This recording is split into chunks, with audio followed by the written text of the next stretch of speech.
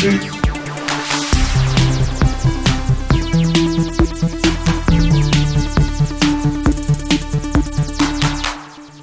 what's up, Sifters? Welcome to GameFace, episode 351 on Sifted Games at Sifted.net. I'm Shane Satterfield, your host and the founder of Sifted, and here to deliver at least a couple hours of awesome video game discussion is Matt Kyle. What's up, Matt? Hello. How's it going? All right. Fresh off your Comic-Con trip? Fresh off. How did that go? Comic-Con sucks. Yeah. I saw some videos from it, and it actually looked barren to me, but it sounds like that actually was not the case. It was more crowded than I mean, I've been like 7 or 8 times, I think. It's more crowded than I've ever seen it.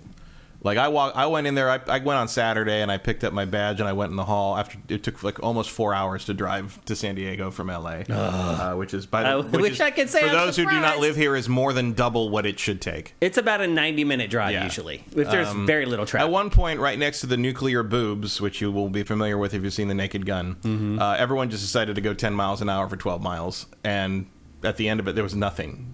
No, there's no lane change. There was no accident. There was no construction. No nothing. Everybody just decided to slow down for a while. Welcome to California.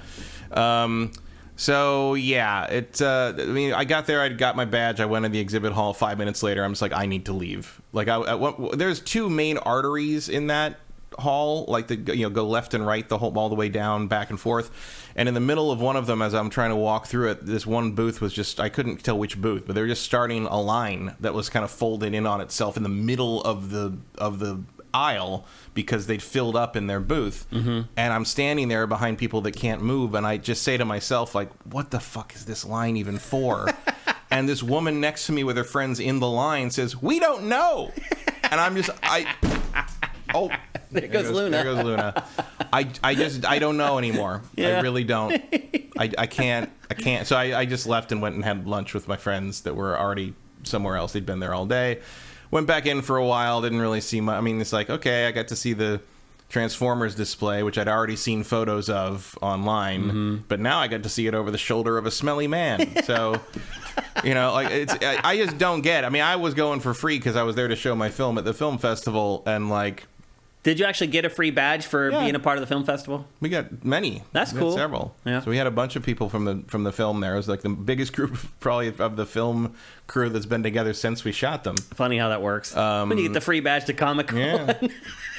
Everybody shows Although up. I'll be honest, most of them only stayed a day because it's a lot. Yeah, I mean, well, no celebrities. Like, is it worth dealing with the rest of the... The same number of people still went, because obviously you spend $340 on a badge. They're not going to bail. You're going to still go, but it's like, instead of the 100 or 200 people that would normally be in Hall H, they're all out here in front of us, Yeah. So it was worse. And then people that went on Sunday said it was even worse. The game's got a lot more visibility this year. Yeah, because there wasn't really any. Because, even though there really wasn't, but the games that were there got a lot of focus because there just was nothing else to cover. But also there was nothing to do with, like there was a huge Star Wars Outlaws display, but all it was a rear projection screen, and you could get on a speeder bike and have your picture taken. Like, you couldn't play the game. There was no new trailer. There was no, we did go, my friend and I did go into the Diablo 4 experience, which turned out to just be them recreating the scene in the church with the priest getting killed. Iconic scene. With an actor as the priest and like a projected screen of Lilith giving her monologue. And then at the end they gave you like a Lilith crown to wear, which we did until the screening actually. How was the screening of your film? It was good. It was it was in the hotel, so it was much less crowded, and we were in a horror block, which is funny if you've seen the movie. Because it doesn't make a ton of sense. It's not well. It's like you had to submit it under some genre, and so I put it under horror suspense because technically you don't know what's going to happen. That's and true. It is, it's about people on a date, and one of them turns out to be a conspiracy theorist. So in that horror block, that was in fact the only thing in that block that was potentially going to happen to you. That would be horror for me. Yeah, if I were on a date with a girl and I found out that she was a psycho conspiracy theorist. Real scary. Yeah, real things. I'd be getting out of there real fast. So ultimately, the stuff for your film went okay. Yeah, the reason I was there went great. The rest of it just confirmed to me that I really don't get anything out of. I don't have the temperament for that anymore. If I ever did, like it's one thing for like when you have to be there for work, and it's just but it's also just things where like I can't imagine someone spending hundreds or thousands of dollars to go there voluntarily. From like where I'm from like whatever, Pennsylvania. Yeah. I mean, a lot of people do. And I know people have like convention friends and like people, all that stuff, and that makes. But like the actual event, I don't get it. Yeah, I really don't. I mean, I've never got it. I've never liked Comic-Con in my entire career. Even the first time I went there, I was like, wow. And I really thought the cosplay was awesome. But otherwise, I was like, there's nothing to do here. No. And that's the problem with Comic-Con is, like, as you said, all the people who used to be in the panels, which was the one thing to do, that are now shoved out on the floor, nobody has anything to do. If you watch, they're just walking in circles looking at each other. That's Comic-Con. Yeah. To me, that's what Comic-Con. You see the same people pass you a lot of over and over because there's nothing to do but just make the lap around the building. Or wait in line for hours for an exclusive that's probably whatever. already gone. And usually that happens like the night before. Yeah. And it's like there was a couple things I was looking at there's a Darth Revan Hallmark ornament that was gone for the day long before I was there. I was looking for a Moon Knight pin that like there's a Marvel store, and it's a big square, not even a big square. It's a square that's maybe 30 feet across, and there's a line. It was like for shirts and pins and da. And I get there and I go around see the line. I go around the line and there's a guy standing at the end of the line. It's like line capped. There's like 30 people in line for the Marvel store. I'm like, you didn't think this might be a little popular? Yeah. And it never uncapped. Cashiers, for the whole did they day. Have one? I mean, like 2 or 3, I don't know. But and it didn't move. It never moved. Yeah. It was ridiculous. I just don't get the point. I mean, it reminded me of the time back in, like, I think it was 2006 or 2007 when...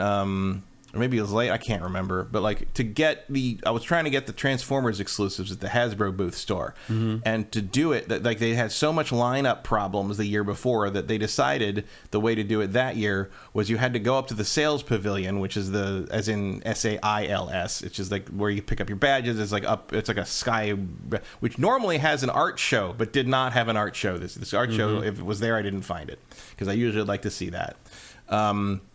You had to go up there, and then you had to enter a lottery. If you won the lottery, you then got a ticket that let you get in line to buy something from the store. So you weren't even guaranteed to be able to get in line to get in the store. And I actually think we were like some of the first people there, and I think the Hasbro woman like cheated for us. Oh, really? To make sure we got a winner ticket. All right. But then you had got to go down and wait in line for 3 hours to get a chance to buy the thing if it wasn't sold out by the time you get. And I'm just like, you know what? I'm going to pay $50 more for this online on eBay when I get home. You know, that's way better. Worth the time. Yeah. Than nothing is worth that kind of effort. Commitment. It's ridiculous. And they didn't have anything I wanted this year exclusive wise. And if they did, it's going to be on Hasbro's online store in like a week. It's pointless. Why? Yeah. And everything's marked up. It's not like back in the day. I went in 96 and there was no corporate presence really. There was no Hollywood presence. It was just comic books and artists. And you could find. I was there looking for the 1997 Power of the Force. I mean, it wasn't 97, it was 96, but that first line of Star Wars figures had come out, and the one that was hard to find was Lando. And I was trying to find Lando, and I did find Lando, and he's like $20, which at the time was like, oh my god, that's so much, but also he didn't exist anywhere else. Yeah. So that was kind of a deal. It was the only place you could go. That was before eBay. You know, it was the only place you could go to find vintage toys or vintage comic. Like it was, now all different. It's like, why would you even go there? Like you can find anything you want online, and if you can't, there's like collectible shows near anywhere you can go to that do not require a $300 badge lottery to get into, and you're not going to be shoulder to shoulder with a bunch of people that you have to stare at for hours on end. Yeah, I felt bad for IGN because you could tell they'd already committed all their money. They already had their booth and their space there. That's a lot of money. And then the strikes happen, and there's no celebrities to go on their big live show every day. It was bad. Bad. I mean, there was nothing rose to take the place of the missing Hollywood component. No. It was like weird. It was like my friend's friend who was there on Thursday. She was like, it's crowded still, but the energy's weird. Like, no one really knows what they're doing. Yeah. Like, no one's on because there's nothing to do. Yeah, no one's on the way. Because usually you have people rushing back and forth to do stuff. And, she was like, no one's really waiting for anything. Everyone's just sort of here. Yeah. It's like at E3 or at Gamescom. You wait in line to play new games, and you can do it all day. You can play a new game every hour, 2 hours, or whatever. At Comic-Con, what is there? There's nothing to do. The booths are just like a booth with a screen showing the trailers of their movies. There's nothing to interact. Like, maybe they give away free stuff every once in a while. And that was That's the it. panels. This, like, the Star Trek panel in Hall H this year was just a guy at a podium introducing trailers because there's nothing else. What else can you do? So Comic-Con looked like a huge bust. Actually, I'm interested to hear from AJ the Legend Watson. I did get to see the Grimlock. Which was definitely the Grimlock. coolest thing that was announced there for sure. Although it's weird that he doesn't sound like himself. Oh, really? Let's see if AJ's back. I didn't Nope, see him. he's not here. Maybe he hasn't made it back yet. He's still recovering from Comic-Con. It's the guy. It's the original guy doing the voice, but for whatever, it's like he's not even. I mean, Greg Berger can't really do the Grimlock voice perfectly anymore. Yeah, but he's not. In a lot of the lines in that demo, he's not even trying to do. He's doing a different voice. He's doing like a raw caveman guy. And he's saying "I," not "me," Grimlock. Right. And I'm like, that's forgotten. weird. Or, I mean, the voice director needs to tell me. But, Right. you know, Peter Cullen can't do a perfect Optimus Prime anymore, but that Robosyn Optimus Prime, through him and voice direction and voice processing, sounds pretty much exactly like the G1 Cartoon Prime. Yeah. It's great. For $1,500, that thing should sound exactly like 1984 Greg Berger. Like, you got to get... like it's and then right in people your are saying mouth. it's placeholder or something. I'm like, I don't know. Like, I've heard him do the voice, and it's similar to the way he does the voice in one of the Cyberverse cartoons recently, which is a very different take. But, like, that's not a Cyberverse Grimlock. That is G1 Grimlock, and he damn well better say, me Grimlock, kick butt. Like, Yep, that's who he is. and if he can't do it anymore, go get a fucking sound-alike, because... that's a lot of money for inaccuracy. Yeah. Let's see. Let's take a look at chat before we get into the housekeeping and see what you guys are up to. Let's see. We got some Twitch Prime up in this place already, although I don't think we're going to be able to hit the hype train like we did last week. That was just amazing what you guys did last week. I am Mythmaker. Thank you for Twitch Prime. Who else we got in here? I know a lot of you guys did it last week, so there may not be too many. The people are asking you if you're buying Grimlock, and he is, in fact, buying Grimlock. Yeah. Fruit Eater, thank you for Twitch Prime. Who else we got? There aren't a lot of other Robosyn characters. Like, I didn't get the movie Prime or the G1 Bumblebee because they don't transform. Yeah. But anytime you make one of those things transform, you're going to have my attention. And Grimlock is, Grimlock was a favorite, obviously. When I remember very, very much. I loved dinosaurs as a kid. And I remember one of my first reactions to Empire Strikes Back was, oh my god, there's robot dinosaurs. Yeah. Even though, as an adult, the AT-ATs look a little bit more like cows.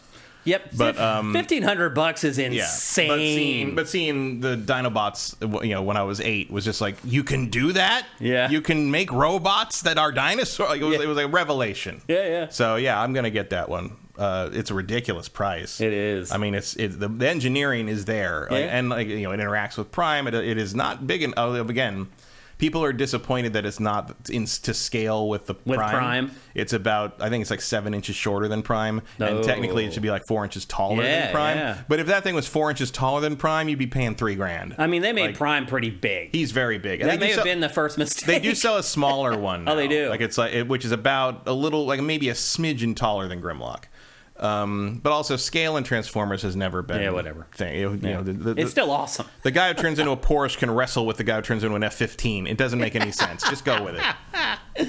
So anyway, there you go. That's Matt's report from Comic-Con 2023. Maybe next week AJ will be back and he can give us sort of the fans' perspective of being there. But again, I felt really bad for IGN. It dumped a ton of money into Comic-Con. All the celebrities that should have been on his stage, MIA. It's like when people hadn't quite learned yet that you shouldn't go to TGS anymore. Yeah, well, I learned that lesson in 2012. That's how I felt when we got to the second day of Tokyo Game Show, and I realized, I mean, we sent a skeleton crew. We had like 4 or 5 people there. Normally we'd send like 8 or 10 or whatever. So we kind of foresaw that it was going to be a weak show, but still, we shouldn't even have set the 4 or 5. After the first day of the show, I was like, oh God. This was a huge mistake. I didn't feel so bad because everybody else was there too, like the IGNs and the games. Everybody was there. But still, I was like, we're not doing this again. So, and we never did. So anyway, there you go. That's Comic-Con 2023 from somebody who was there and paid the price to get there. Very briefly. Very briefly. Yeah, you were there for a total, like an hour maybe? I was there. No, we went back on the floor. The film festival is Comic-Con, so technically I was there for 5 hours. You were on the floor for what, an hour? I was on the floor for 5 minutes the first time, and then I went to food. Then we were there until the show floor closed, so that would have been probably 2 hours. Oh, okay. That's about all I'd need. I'd be up and out. Everyone's like, "Oh, you going back tomorrow?" I'm like, no. Yep. Well, it's time for housekeeping, and we have a bit of But a shorter... I do appreciate that the tram runs far north now, that I can stay at my friend's and just take the tram to downtown instead of paying $125 for parking in one of the lots. And it was very efficient, and they had a bunch of extra people there waving people into the event tram that took you right there and directing people to where they needed to go. It was like I was in Europe. Yeah. It was like functional public transit. Amazing. California's public transit slowly is getting better. Yeah. Well, but way too slow. Not here. But well, yeah. I mean, that train that runs all the way from the beach all the way through down to downtown. Well, that doesn't exist yet. But it does, yeah. Well, where? I mean, it stops where right now? No, you can take the train all the way from Santa Monica all the way to downtown now. What, the pink line down there, or it's just the brand new line that they built? I thought that stopped at like La Tierra. No, you can still get it. You can transfer, and the transfer is a little wonky, but you can transfer and get on a train and go all the way. It's a big improvement from when I first moved here. Because over here, it's like the purple line. I mean, it's a different. I think they changed. They're not colors anymore because they ran out of colors. They're letters again. Yeah. But like what used to be the purple line, supposed to go from downtown all the way to Santa Monica down Wilshire, and that's been under construction for 11 years. Yeah. And they're about to open. They're supposedly about to open the stations going out to La Cienega, which is maybe a mile of progress in 11 years. They built a brand new line on the west side. Like, it was from nothing. But they've been digging this thing forever, and every weekend for the last decade, Wilshire closes on the weekends during nighttime, and you got to. It's like, and there was like, oh, imagine what I'm going to be able. I guess I'm going to be able to take a train to downtown the 3 times I do that a year, but like. Even when they finish that, it's like, okay, now I'm going to take a train out to what? Westwood? Yeah. Westwood Boulevard? Now what? Matt, you got to realize that everybody watching this doesn't give a crap. Yeah. But they don't live in L.A. They don't care. But it's just amazing to me that, like, we've been to Europe and Japan bad enough. Here. Yeah. It's just, you don't understand how bad it is. Everyone's like, how come everyone in America loves cars so much? Because otherwise we'd never get anywhere. You couldn't get anywhere. Like, it's just like... It's true. Let's move on to housekeeping. And the first story in housekeeping for this week's episode is from Comic-Con. Probably the biggest video game related announcement from Comic-Con 2023. God, almost the only one I can think of. Kinda, yeah. Is that we are getting a Marvel Spider-Man 2 PlayStation 5 bundle. It's coming out on September 1st, which it means it's actually coming out well before the game. Yeah. It's a little weird. You get a downloadable code for the game with the console, and it comes... Better than coming out after. Yeah, that's true. And it comes with if you buy the bundle, it comes with the console. But you can buy the plates and the limited edition controller separately if you want to. So if you have the OG PlayStation 5 and you just want the Spider-Man plates, you can totally buy them. And the controller. They haven't announced pricing for anything yet. My guess is $550? Think they'll go $600 and charge you the extra $30? Oh, they're going to charge you for the controller, and the controller is with the system? Yeah. Yeah. But you always get a controller with the system. Yeah. Well, they're going to charge you for the game. Right. So that would put you at $550. $570. $570, sorry. So you think they're going to gouge you for the extra $30 for $600? They might. Probably. Yeah. My guess is it probably is $600. The right price would be $570. I think they'll probably bump it up to $600. What do you think of this console?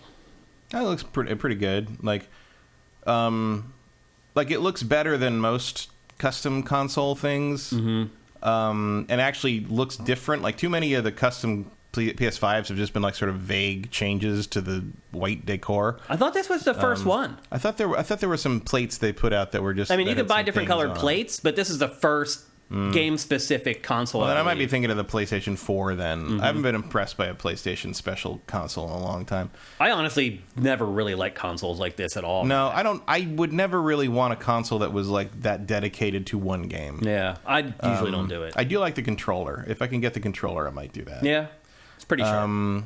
But like, and I do think it looks better than just the white. Yeah, I mean, yeah. I bought black plates already. So, I obviously am partial to the black versus the white plates. I've never been a fan of the OG black and white two-tone PS5. I didn't like it from the first time I saw it, and I think my console looks way better with the black plates. So I agree with you. It probably does look better than the white. It's a cool design, like the symbiote reaching out for the Spider-Man logo. It's cool. Trying to take it over, basically. This is fine, but I'm mostly amused by all the increasing Spider-Man 2 discourse online where people think they know what that story is going to be about. And it's just like, did you just get here? Do you not know how much Insomniac loves to troll in their preview stuff? Where I was like, oh my god, Venom's the main character, and Venom's the. I'm like, guys, do you remember when they did that like the Raft Prison Break trailer demo thing at E3 for Spider-Man 1, and they used literally fake footage? That's right. Of what looked like a glider like rising up next to him with a light on him, and he's like, just to hide that it was Dr. Octopus, right? Yeah. Or like. One of the cuts in that trailer is Spider-Man walks into the lab in his Spider-Man suit with his mask off, and then it cuts to Norman in the lab going, "Peter Parker, how the hell are you?" And like they literally cut the preview material to make you think Norman Osborn was the bad guy, and he is a bad guy, but he's not Green Goblin. He's not the bad guy. Yeah. So like, no, Venom is not the main villain in this game. Well, they also released a new story trailer for the game that kind of puts all that stuff to rest anyway. So, well, not if you've been reading Twitter or X or whatever the hell you want to call it. Whatever the hell it's called now. It's very minus $44 billion. It's very funny just watching people just like, oh, it's going to be this like, no, like or like Venom's Craven or something. I was like, what? Lots of people like it in the chat. Scorpio's Finest says looks great to me. Might cop the plates. Mellow Pintor says the controller is a buy for me. Erebus says, aren't they selling the plates separately? I mentioned that they're selling the plates and the console separately. Maybe you got here late. Scorpios looks pretty hot. Barry Lomas controller is kind of sick. Sneaky says I'm on blackout. Be back later. Spoilers about the plates? Yeah. I think that's it. Yeah. Okay. Next up for housekeeping. Overwatch 2, Matt, is really, really struggling. Like, really struggling. Finally, it is coming to Steam, which is an admission that there's problems, because people have been waiting for Blizzard games to come to Steam for forever, and it appears what it finally took was one of Blizzard's games doing terrible and it needing a new audience, and off it goes to Steam. Other things that are going on with Overwatch 2 right now, by the way, it launches on Steam August 10th, so that's coming up soon.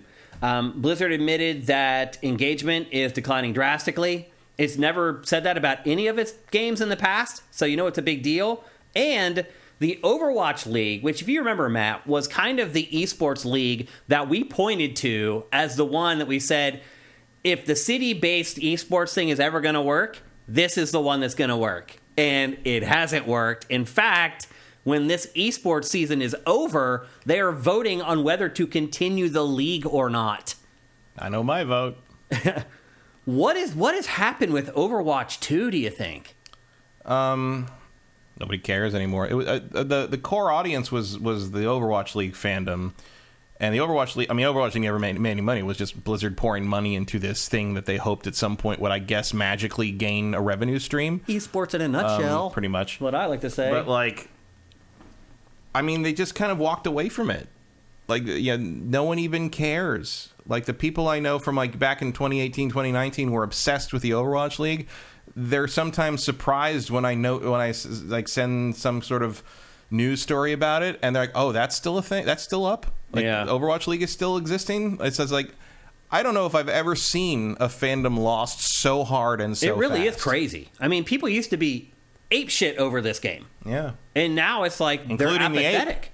Yeah. And like I just don't know. It's like, bizarre. And even on top of the people that the people that never abandoned it, the people that did move on to Overwatch 2 hated Overwatch 2 for reasons I don't fully understand, because I don't think I know the game well enough to understand. Yeah, what we don't know the nuance is. And all that stuff. It's like me trying to explain the difference between two Guilty Gear games. Right. But like, no, it feels like every possible way they could have blown it, they blew it right down to no longer releasing those character trailers. Yeah. Like, I never understood really what they were doing with this game, like why they built this elaborate lore and all these characters and all this backstory in this world and never did anything with it in the game itself. Yeah, I don't get it either. Well, now their big plan was for this year to have single player story content, and then they balked on that and half-assed it. Like, I don't know. It's really bizarre. The other thing, too, I would say is that, like, this mode, which to me is Overwatch. Yeah. This mode now is in, like, every shooter. Yeah, everybody's using it. Everybody's using it. In fact, we just played it in Exo Primal. Mm-hmm. It's in there as well. It's in pretty much every shooter at this point. So it kind of lost its USP, its unique selling proposition, now that everyone's replicating the same modes that was kind of its signature mode. But still, I do think that the roster of characters in this franchise is great. But as to your point, they haven't done anything with them to make you keep caring about them and stay engaged with them. So it's kind of crazy. If I were Microsoft buying Activision, Blizzard, one of my first moves would be to start shopping around an Overwatch movie. Yeah. Like a CG I would film. do that, and I would also put the team on creating an Overwatch game with a campaign in it. Yeah. To show off the characters. Like, this could be the replacement for Halo. Right. Yeah. If you play the single player maybe it could have been a year and a half ago. Right. I'm starting to wonder now. But if you want something that's going to, like, make that, fill that niche, like Overwatch could do it. Yeah. You'd have to, it would have to be really good, come out of the gate swinging, and you have to wage a campaign to really convince people that, yes, this is a change in the IP, but we are going to do it right. Mm-hmm. There's potential there. One thing I'm picking up on watching this B-roll is that almost everyone's a bullet sponge. Yeah, people are definitely living longer. I have been lighting people up in this B-roll, and they just keep on cruising. They're just like, whatever, 'tis a mere flesh wound. So. Yeah, I remember the kills used to be much faster in my mind's eye. It's crazy to watch this now after. I mean, this is B-roll's, a year and a half, 2 years old at this point. So, well, also seeing some of these characters not do what I'm used to seeing them do from years ago. Because they changed so much of, especially how the tanks work. Yeah. And I'm sure that was part of the frustration too, I think, is how often they'd mess with things and in the name of balance, but it's they just, Blizzard also just got themselves hosed with that Diablo 4 patch recently, where it's just like, do you guys not know how to do this? They really screwed up that patch. Amazing. And once again, Blizzard has to come out and apologize. Oh, we really screwed that up. It's like, how do you not know you're going to screw it up before you screw it up? Yeah. It's not that hard. It's the fourth one. Contact the every episode, we find at least one example where the consulting agency can come in and save the day. Yeah, every episode of GameFace, there's at least one instance from the week where we're like, duh. And all the stuff like, oh, well, somebody's gonna, we're adding an extra second to the town portal animation to delay people so they play a little bit longer each time. I'm like, and no one will ever notice that. And I'm like, the answer to that is always they are going to notice. They will always notice. There is nothing video game obsessed people do not notice. Especially when they play the same damn game all day, every day. They notice every little change. So Humans are very good at rhythm and recognizing the rhythm of things, and it's definitely a subset of, even if it's 1% of the population, that is going to instinctually know that teleport is taking a split second longer than it used to, and then you're gonna fucking find out about it. Yeah. It's especially because in this day and age, it's like, well, once you patch the whole thing, how can you compare? Well, because there are hours and hours and days and weeks of footage of the previous versions available in 4K on everything. There's no hiding anymore. Yeah. It's ridiculous. And then I had to put a press release out that said, we will never do that again. It was like, you should never be in a position, if you're on your fourth iteration of a franchise, you should never be in the position to have to say, we will never do that again. Yes. You should know. It's already. really crazy. It really is. The good news, though, is that it does launch on Steam on August 10th, as I said, and that next month is when that single-player stuff actually hits, finally. So there is a chance that Blizzard could start turning things around a little bit here if they get the new audience. I don't see how. Does Steam make that much of a difference, really? Who's not buying Blizzard games because they're not on Steam? Right. What kind of tiny sliver of the population can that possibly be? Yeah. I don't care. Who cares? It feels like it's over. Yeah. This is a last-ditch effort, I guess. Kind of does. Yep. You don't want to shut down one of your main pillars right before you get acquired. So I guess that is pretty crazy. They're probably just trying to keep it alive through the merge process, because that can change how things are evaluated. That's true. The cost and that when Universal and Comcast merged, that was one of the big mandates at G4 and various places. NBC Holdings was, we can't rock any boats, positive or negative. You basically, the best thing you could do during that year and a half long merger section was to not make any noise. Just be vanilla. Just be very quiet and keep everything the same. Yeah, that's how it goes. But when your game is struggling, your franchise is struggling, you got to do something. And Blizzard's trying something. We'll see how it goes. I'm not too convinced that it's going to make all that big of a difference. Yeah, Vincent says Apex got a ton of players when it came to Steam. Apex was on Origin, which is actively boycotted by people. People actively hate Origin. Like Battle.net doesn't have that problem, really. Yeah. Everybody's had a Battle.net account. I've had a Battle.net account since before the turn of the century. It's one of my only accounts ever that's been hacked. I still get email notices all the time where people are trying to hack my Battle.net account. Like, I get the two-factor authentication emails. And I get that from my Sony account sometimes. Yeah. So it's like someone tried to log in. I'm like, why do people want into Battle.net so bad? Probably because you have, if you see an old enough account or something that's had World of Warhammer that long, it usually means you have some good exclusive stuff on those things. That's true. So anyway, that's the latest on Blizzard and Overwatch 2, not looking good. Next up, we already kind of hinted at this game and talked about it a little bit, but Diablo 4, it was announced this week, had a record-setting launch for Blizzard. It sold 10 million in 30 days. Matt, are you surprised that makes it the best launch for a Blizzard game ever? 10 million in a month. Not really. Like Blizzard, a lot of the big, classic Blizzard games we think of launched when not that many people that you couldn't sell that many. Yeah, it was. It is pretty crazy how much sales have increased over and time. Don't forget that Diablo 3 was 10 years ago. Even StarCraft, 11 years ago. Yeah, even StarCraft has struggled to sell anywhere near that. Mm-hmm. And, I mean, a big difference, too, is that now Blizzard's games are multi-platform. For a long time, they were only on PC. Yeah, that helps. Now they're on consoles, and not just a console, like 5 or 6 different consoles. So that makes a big difference, too, but I was still kind of taken aback. I was like, wow, Blizzard's never sold 10 million of a game in the first month until now. And again, another reason why Microsoft zeroed in on them. I mean, you remember when 10 million was the max subscribers of World of Warcraft? Right, that's true. After years? Yeah, that's true. Critical mass is a different thing now. It is, yeah. It's crazy how there's so many fewer games, but the games that do exist sell so much better. It's a changing financial model, and some publishers have struggled to tackle it. Blizzard is big enough that it has not struggled. And in fact, at this point, releasing your game for every platform has become so easy with Unreal Engine and all the middleware that you have now that there's really no excuse for not having your game available for pretty much everything at launch anymore, unless you really got hit with crunch at the end and just weren't prepared for the development cycle to end when it did. A weird indie dev who keeps posting weird stuff about how you can't release your game on Xbox Series because the SSD is too slow. Huh?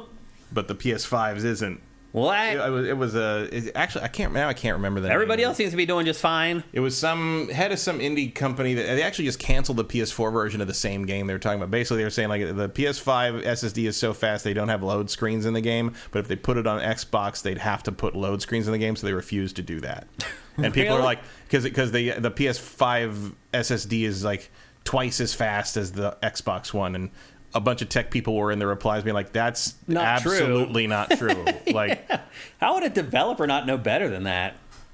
I mean, most of the people replying were like, sounds like a skill issue kind of thing. He's like, well, what don't you know about how to program on the Xbox? That's what it sounds like. Yeah. Like if you're just porting code over, maybe it doesn't work right. Yeah. So anyway, what a time to acquire Activision Blizzard. One of Blizzard's big franchises selling better than ever, although the review scores weren't better Quantum than ever. Error, that's the name of the game. The game that they're struggling to get to run on Xbox, Quantum Error. And just cancel the PS4 game. What an ironic title for the game. It was funny because the message about the PS4 game was like, it wouldn't be the same experience as PS5 owners, and that wouldn't be fair to the PS4 players. I'm like, so what is fair is they don't get to play the game at all? At all, right. Okay, sure. I think you might want to ask them about that. There's got to be a better wording for that one. Yep. So congratulations to Blizzard, and by proxy, congratulations to Microsoft. It struck while the iron is hot, to say the least. A good time to buy Blizzard right now. Next up, remember the crazy streaming-only PlayStation Q remote play handheld? I'm trying to forget. Yeah, a lot of people are trying to forget.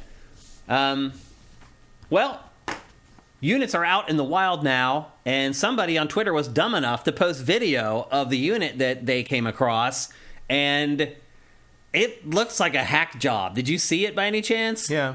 What did you think of it, Matt? I think if you're going to do that, you should probably at least take the fucking film off, the cellophane film off the screen first. Yeah. I mean, it looks terrible. It's a completely useless object. Like, you need the fucking the console in the network to play it. Like, who cares? I mean, conceivably, it should still have like a CPU in it because it still has to do stuff. And probably it's a GPU of So some I kind. do wonder if it will maybe be able to play really simple games natively. I don't think so. Yeah, I don't either. But I think it's just a screen. yeah. And I will say this too, what was shown in those videos on Twitter aren't dissimilar to what's being shown right here, by the way. But it was seeing it in normal lighting with just a cell phone camera without the fancy sort of CG stuff that they're doing here and all the fancy blue lighting. They just stuck two halves of a DualSense on the ends of an Android tablet. They really did. That is really what it is. It also, they found that it does, in fact, run Android. Mm-hmm. That's the other thing that they discovered from those videos that came out. So, I don't know, Matt. I was kind of like you. I was like, this thing seems like worthless hunk of junk. But I was like, maybe there's still opportunities after seeing those leaks. Like, I don't know. I feel like I've gone I'm running away now. I'm like, no, I'm good. Welcome back to the sane side. Yeah. I don't know how this escaped from. It's really bizarre. R&D. Yeah. What use case could this possibly cover? I mean, it feels like they know, because like they're basically, this feels like almost like it's slapped together from off the shelf parts and thrown into the marketplace like a hand grenade. Like it's I mean, it literally looks like they cut a DualSense controller down the middle, split it, put the screen, and just glued the controllers. It just makes me think of the keyboard controller for the GameCube, which we thought was ridiculous as well when it came out. Yeah. But again, at least that had a use case. That's true. That's absolutely true. A very limited one, but yeah. We still don't know the exact release date, I don't think, for Q. Yeah, I don't think they've announced that yet. I think it's just in the fall still. The fact that there are kits out there and there are units out there. Maybe that'll be the big reveal at TGA, at the Game Awards. That could be.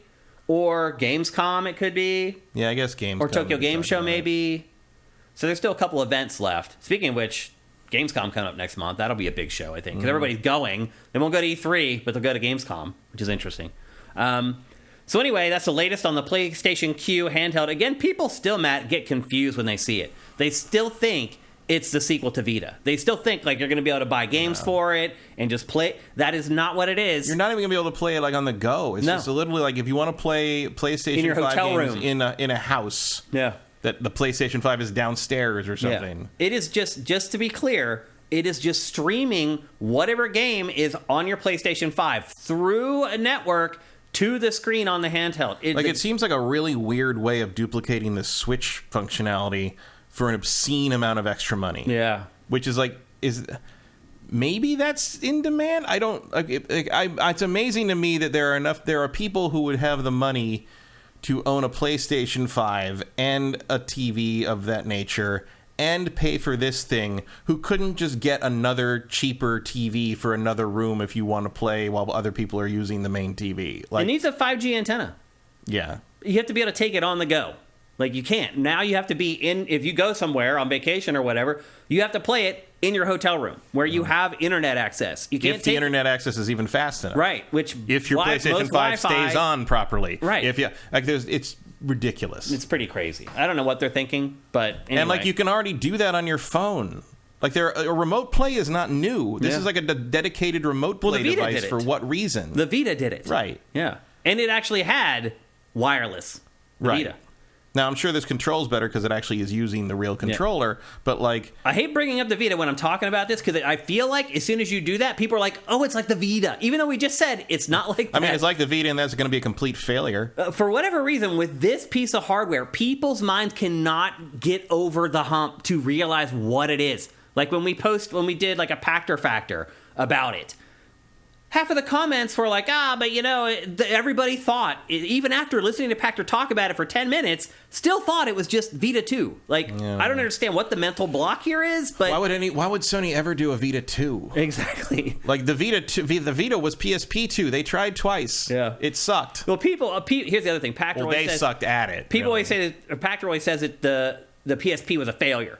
And I think I've mentioned this on GameFace before, but it was a failure. People in the comments were always like, it wasn't a failure. It sold 80 million. It sold no software.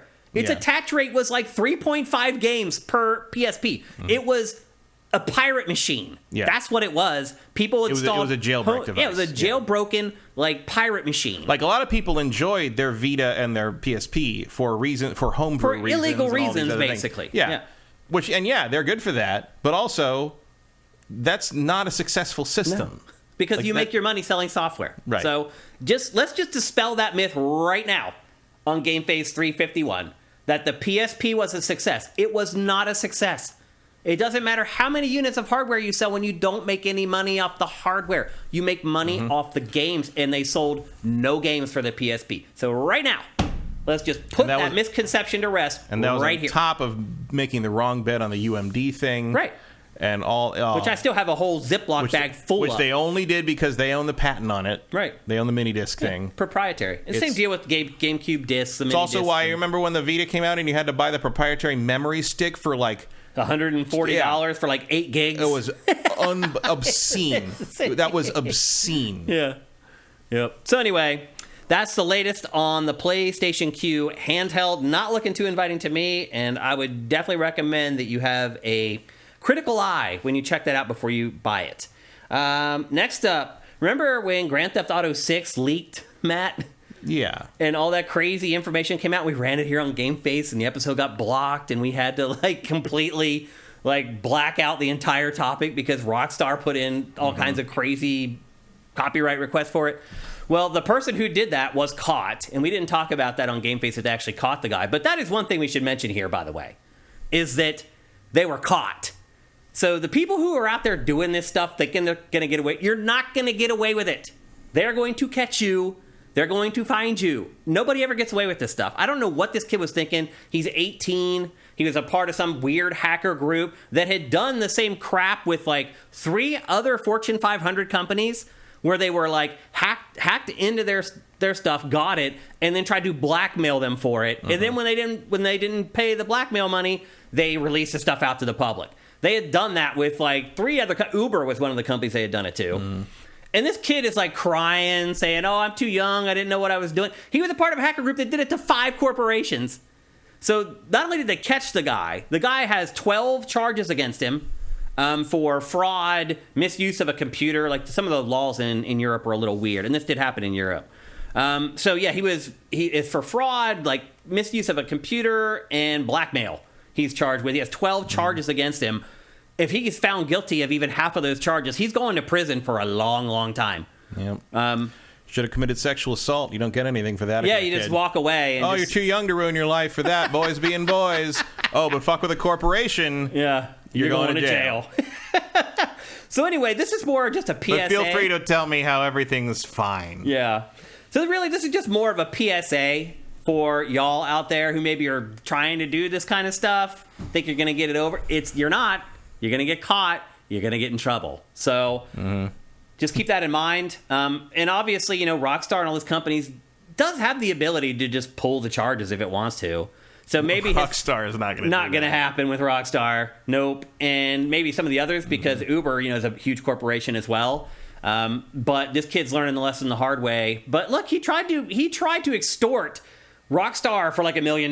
He tried to extort Uber for $1 million. Like, this isn't some little petty, like, $5 crime that we're talking about here. So, do I think he was young and naive and got in over his head? Probably. Oh, yeah, he's a dumb kid. Yeah, but you're not a kid technically when you're 18. So you are because your brain isn't fully developed. Well, yeah, I consider you a kid. But I mean, legally, sure, but that's an arbitrary distinction. Like you ever think about the fact, in your 20s you're this, in your teens you're this, in your 30s this, in your 40s this. If we didn't have a base 10 counting system, that whole thing would be different. We wouldn't think of ages in those brackets. Those brackets are completely arbitrary. Yeah. So yeah, biologically speaking, the brain still develops until the mid-20s. Oh yeah. And this kid made a poor decision, but also know what your children are doing online. Yeah, you're right. I mean, the parents aren't. He was definitely 17 when he was doing this. Before this all happened. Yeah, he was. He was a minor when he was breaking the law, for sure. Now he's an adult. So just something to keep in mind if you're out there doing stuff you shouldn't be doing. I also did in the flurry around that when people were talking about the GTA 6 leak again and like what's GTA 6 going to be. And my favorite tweet was someone that was just like, it just said, GTA art design or GTA 6 art designer. And it's like I'm going to model this entire city down to the individual blades of grass and leaves on the trees. GTA 6 writer. What about a burger place called Five Gays? Yeah. And it's like, that is the best satire of Rockstar I have ever read. That is absolutely what that game is going to be. It is going to be a technical marvel on a level we have never imagined, and it's going to have the humor of a 12-year-old from 2002. Probably. That is GTA. That is kind of GTA in a nutshell. And by the way, GTA 5 just turning 10 this year. You know it was 10 when GTA 5 came out?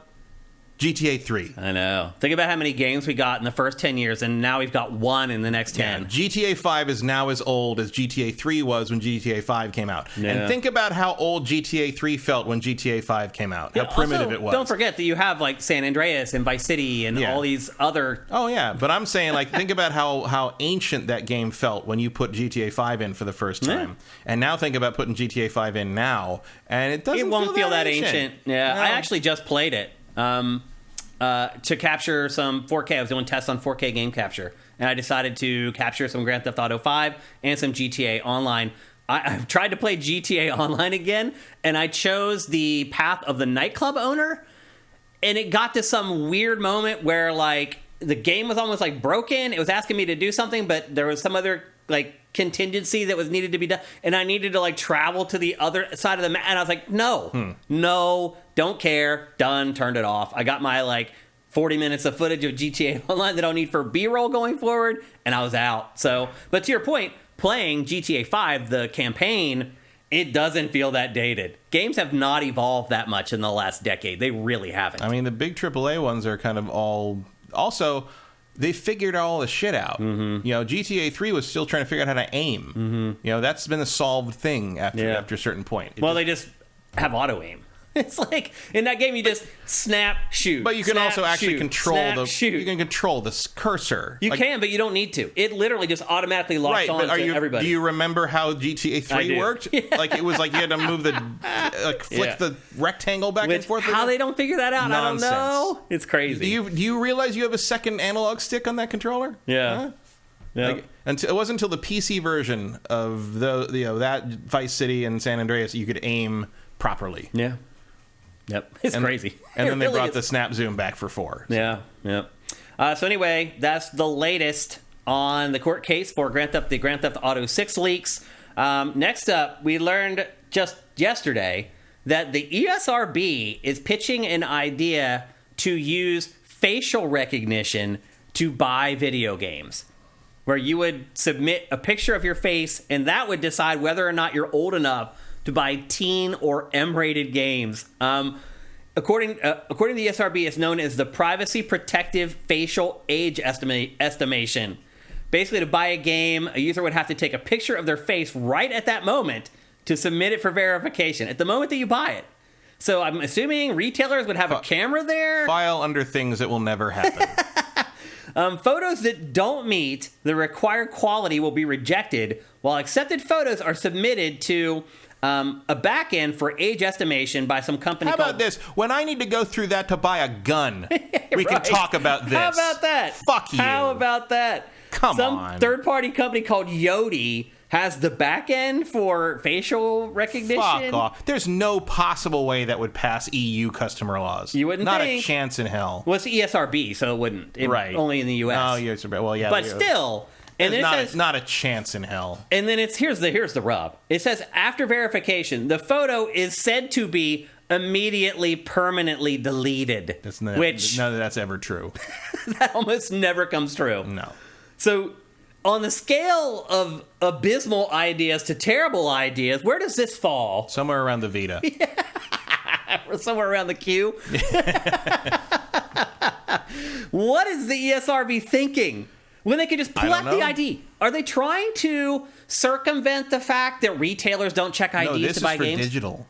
It's for digital only? This is for not only, but this is because of digital. They want to verify who is buying the game. Interesting. Digitally. This is not about retail point of sale. So they would want they would have to have a web camera set up, or are they asking you to use an app? You'd have probably an account that like basically says, send us a picture, send us a selfie right now. That's a straight out. Like when you get like a 2-factor authentication thing. This is straight out of dystopia. It's ridiculous. It's insane. I can't even... I agree with you. I don't think it's ever going to happen. The fact that it bubbled up so much that it made it out to the public is insane. I mean, I'm sure one of the reasons it made it out... A lot of times when things like this make it out to the public is because someone internally is like, this is insane. I cannot get the idiots who run this place to recognize that it's insane, so I'm going to let it out there so they can see how people react to it. Yeah, so now you'll know that you were crazy for pitching this idea. See also... the AMC charging more for different seats in the theater thing. Yeah, Patrick's brought that up. Which people went crazy for. They tested it in like 3 theaters, and now it's going away forever. Oh, it is? Yeah, they just announced last week that they're quietly killing that whole thing because it's insane. Pachter didn't advocate for selling seats, depending on where the seats are. He advocated for the earlier you go to see the movie, the more it costs. If you want to see it on day one, it costs $5 more. The second week, it's $3 more, and it goes down until...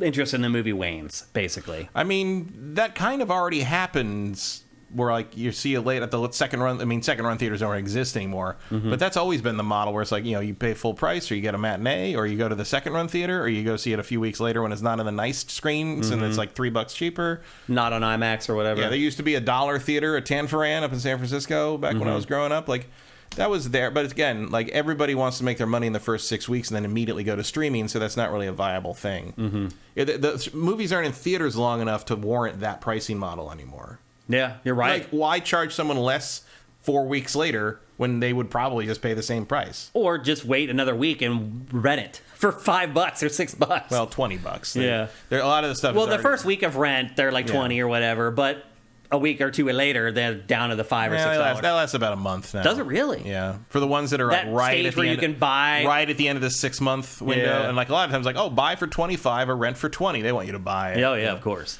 Because what they're struggling, that's one of the things they're struggling with, is like there's no revenue stream from physical media anymore. They've lost that whole stream. The DVD Blu-ray market was one of the things keeping revenues and residuals afloat. Right. That's one of the problems with the strike and why it's going to go on so long, is everybody wants residuals and they want from fair the streaming payment, services, which is fair. Like, yeah, fair, for sure.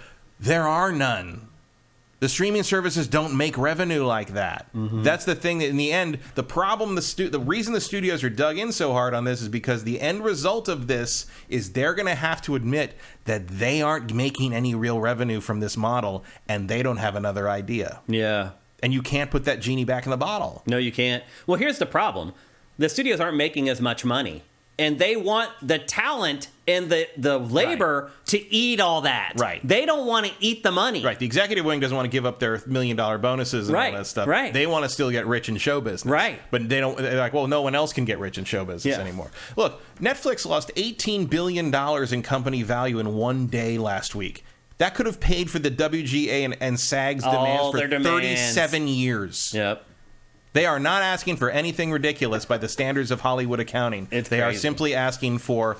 Fair, in the end, what they're asking is going to result in the executives and the high-end people being paid less.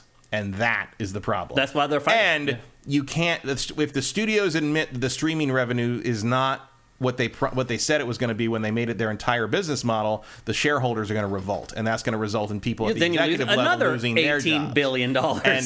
And remember what happened here, and this is happening again with the AI thing. The studios are being suckered into bullshit magical Silicon Valley thinking again. And they had already happened with the streaming service, because the model for all the streaming services was the VC Silicon Valley startup model, which was build your subscriber base, build your user base, build your audience as big as you can.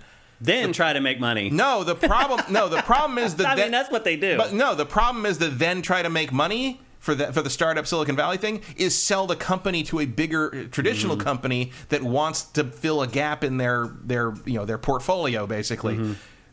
And then you run away with the money and you're rich. But Warner Brothers isn't going to sell Max to anybody. Right, yeah. Paramount isn't going to sell Paramount Plus to anybody. They're stuck with it. Yeah. The end result is like, oh, there is no revenue stream here, because this strategy is literally to make yourself appealing to a company like Paramount that is not agile enough to do that first, so they just acquire someone who's already done it. Yeah. I mean, that's pretty typical of business. And ideally, you something not in your wheelhouse, you buy somebody. But ideally, you plug that into an existing model that then is able to use other aspects of your business model to then sell to that subscriber base you just acquired. Yeah. But in this case, the plan was to use that subscriber base to somehow magically make revenue. It's almost esports worthy planning in that there's no revenue. Like, no, everyone pays about $15 a month as a family per household to see this stuff, and you don't get anything else out of them. Yeah, that's it. Yep. It's a problem. And wait for it, because that shit's about to hit gaming too. Yeah, I'm not sure how we got there from the ESRB facial recognition discussion, but that's how GameFace rolls sometimes. Yeah. Up next, we got a little bit of bad news from Ubisoft today. Well, I guess depending on your perspective. When it was revealed that the sequel to Immortal Phoenix Rising has been canceled. Matt? Get used to it. Get used to what? You be canceling things to put more people on other Assassin's Creed projects. How do you feel about this? I'll be honest with you. This game didn't resonate with me all that much. I like this game. I know some people really liked it. I honestly don't think I ever really expected a sequel. It did well enough to warrant one, but it was just one of those things where, modern Ubi just, it's sad, but it makes sense to me that you throw all your eggs in the Assassin's Creed basket now, because it's the only reliable source of major revenue they have anymore. Yeah, it really now that they've murdered way. Ghost Recon with Breakpoint, there's nothing else. I mean, Rainbow Six Siege is a money-making machine. Yeah, but you can't keep making that every year. I mean, I want like a Rainbow Six game, like a normal shooter. Well, you're never getting it. I love the Rainbow Six franchise. Yeah, but you're never getting that. I know. I also love the Ghost Recon franchise before they murdered it. It's very weird. It's like all you needed to do was Wildlands again. Yeah. And they kind of did, but it just, because at Wildlands, I got it at a Steam sale earlier this year for like $5 or something. Wildlands is a lot more fun than Breakpoint, and I don't really know why. Well, it's open world insanity. They're both that, though. Yeah, but Breakpoint's more serious. Like, I don't know. To me, one is like GTA and the other one is like Far Cry. It's just fascinating because it's like they basically just turned the dial on that maybe like a quarter this way, and it just completely changes how the game feels. It really does. Like when they killed Xbox Live Gold and Xbox Live last week, and we talked about it on the show, one of the things I thought about was Ghost Recon. Because one of the most profound experiences I had when they first launched Xbox Live was playing Ghost Recon. Those games were amazing. They were, like, to me, way better than Halo. They were the best shooters on Xbox Live. And that has all gone away. Like, that franchise was also transformed. And I get that they're still making a ton of money off of the Wildlands-style Ghost Recon. But I would much rather go back to the traditional style of Ghost Recon, where it's like a shooter where you like have to be planning and you have to be meticulous, you have to be careful. There's no market for that anymore. There was back then, man. Those servers were full all day, every day. Like different world. It is. The world has moved on. It's crazy how much has changed. So I miss the old school Ghost Recon games. The people who wanted thinking like that went to MOBAs. Yeah. And that kind of thing. I miss the Rainbow Six games when they tried something kind of a little different every time. Like Advanced Warfighter, like there's all kinds of games through there that were always a little bit different, but I always enjoyed them. And now they just have this game as a service juggernaut, and now it's just killed the franchise. Like I don't know what's going on there. There's 6 Assassin's Creed games in development, so right. Here you go. That's my point. Which means there's one we don't know about. Right? Is there? I think, unless I'm forgetting one, because it's Mirage, Jade, Red, the Portal, Infinity, whatever that platform. There's thing the Witch is. one. Oh, the Witch Hexies. one, that's it. And then the Black Flag remake. Yeah. So that's 6. That's insane. But I agree with you. I'll be honest, it's probably the best thing for them to do. But they canceled 3 other projects too to put people on. And then they're working on a 2D Prince of Persia, which I think looks great and all, but it's not going to set the house on fire. Like, well, how about this? I mean, Skull and Bones turns 10 this year. That's hilarious. Beyond Good and Evil, who knows what the hell is going on? Well, the lead developer on that died. Yeah. He did. He died 2 weeks ago. He's like in his 40s and he passed away, which is just horrible. That game's been through a number of iterations. That was like, to me, I'm like, man, I mean, that might be the end. Yeah, I mean, people I know told me that, like, basically... I hate to even bring that up. They weren't even involved in that project. They weren't even in the same city, necessarily, but, like, from what they understood, like that CG reveal trailer at E3 2017 was like, oh, that's what the game is? Like, oh, really? And they've been basically trying to reverse engineer back into making that game since. That's not a great way to build it. That's like a Molyneux way that to do things is. there. I'll go talk about it to the press, and then we'll try to make it. Yeah. That's the Molyneux model. That sounds good, right? Well, then he tested it with us. I mean, that's also what Anthem did. Yeah. You know, like people who are working on the game like found out what the game was going to be watching the E3 presentation. Right. Yeah, that's true. So it's nonsense. Yeah. I can't say that I'll be too sad that there's not a sequel to Immortal. It was a little bit unique. I think maybe the part of the problem was that it didn't look as unique as it was. Yeah, it looked like Kid Icarus Assassin's Creed, but that really wasn't what it was. But at I think all. it's one of the more successful non-Nintendo Zelda games. Yeah. Like that, it's like one of the only ones. There aren't any. That and Darksiders and Alundra are probably your best. I mean, Nintendo Zelda isn't clones. even making them anymore. Although I did play a Nintendo game we're going to talk about in a minute. That is, its design is very Zelda-like, and that's what I loved about it. So anyway, R.I.P. to the Immortal Phoenix Rising franchise. I mean, that's it. If you want to call that a franchise. With one game, I guess it can. Yeah. One game does not a franchise make, I think. Next up. If you have been on Sifted today, you probably already realized this, but Armored Core 6 is getting blown the F out today. I'm glad you finished that sentence. Why? Because originally you paused weirdly after Armored Core 6 is getting blown. Oh. And I was like, are we going to finish that? Okay, there we go. This is another one of the big stories that came from Comic-Con. In fact, IGN had some crazy marketing deal for the game at Comic-Con. Mm-hmm. Like their big Comic-Con party was sponsored by Armored Core 6. But if you go to Sifted right now, there's if you know Armored Core well enough, that is not a party I would necessarily want to go to. No. Because someone's going to have to fight to the death. Yeah. Well, there are a couple hands-on previews, some gameplay, a new trailer, tons of stuff about Armored Core 6 out there today. And pretty much the resounding opinion about Armored Core 6 is that it's awesome. Mm-hmm. All the press that have played it are like singing its praises, and I'm feeling real good right now about me drafting it in that 10 slot. People, and it is interesting, almost every preview for it, the crux of the preview is trying to tell from software fans whether they're going to like it or not. Mm-hmm. And it feels like, from reading all the coverage and watching the coverage, that it's going to be like 50-50. It's not like a Souls game per se, but it has elements. You're going to have to like their philosophy of design, but you cannot expect Dark Souls. Right. Yeah, that seemed to be what they were hinting at. But they still said that they love the game. Which is exactly what I think most of us expected it to be. Well, I think from software fans maybe have reached a little bit of a delusional point. Yeah, I mean, you're talking about people that compare literally everything to Dark Souls. Right, or Elden Ring. Yeah. But the good news is all reports are saying that this game is awesome. And I'm also pretty much at 100% now that the game is coming out this year. Well, it's coming out at the end of the month. Yeah. Wait, this month? Isn't it this month? No, No, that would have been the thumbnail for Dossier if it was coming out this month. Or is it October? Yeah, it's not at the end of the year. And I was a little bit dicey about it. Now I'm 100% sure it's actually going to come out this year. So looks like Armored Core 6, without a doubt, is going to be a 2023 Armored Core comes out on game. the 25th. Of what? August. Yeah, this is July, Matt. Oh, it's almost August. It almost is, but not quite. Look, as soon as Comic-Con ended, August started. I hear you. I get it. Trying to turn the page. So anyway, not long to wait for this, and I don't suspect that there's going to be any delays. We should be playing Armored Core 6 in the very near future.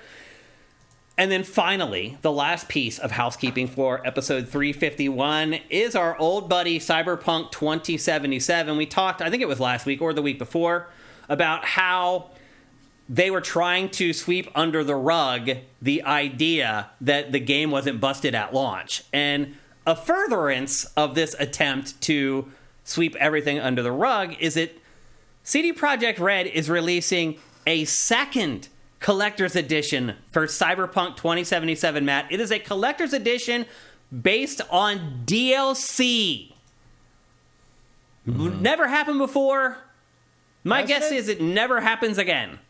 I can't remember any collector's edition based on a DLC release. World of Warcraft. All the expansions had collector's editions. Did they? I have them all. Yeah. They're those big album book looking things. I mean, they didn't come with statues and all that shit like when you think of a collector's edition today. But yeah, all the expansions had collector's editions. Well, this one is coming. Those, however, were expansions to a game that didn't break at launch. So it's a little different. Well, this one is coming with a statue, like a lithograph, a comic, some weird goofy thing that comes in like a clamshell case, and it costs $180, and it doesn't come with the game. Oh, yeah, that's classic. At all. To me, this is just them trying to be like, you know what? We're going to reset this game and try to have everybody forget everything that happened at the original launch of this game. We're going to launch a brand new collector's edition. We're going to launch this new DLC that completely remakes the core of the game. And we're going to put messaging out there from our PR that what you remember about the Cyberpunk 2077 launch didn't actually happen. Mm-hmm. This is crazy. Like, the psychology that they're trying to impart on people with this. Like, I'll be the first one to say I didn't even have that many problems playing it at launch because I played it on PlayStation 5. I had very minimal issues. But there's no denying that the PS4 and Xbox One versions of this game were junk. So, interested in buying this, Matt? No. I mean, I might buy a digital version with some extra stuff, but I don't need physical objects anymore. Really. Yeah. I mean, I can't. I mean, the Jedi Survivor Collector's Edition is the first physical Collector's Edition I've bought in forever, and that's only because it was a lightsaber. Yeah.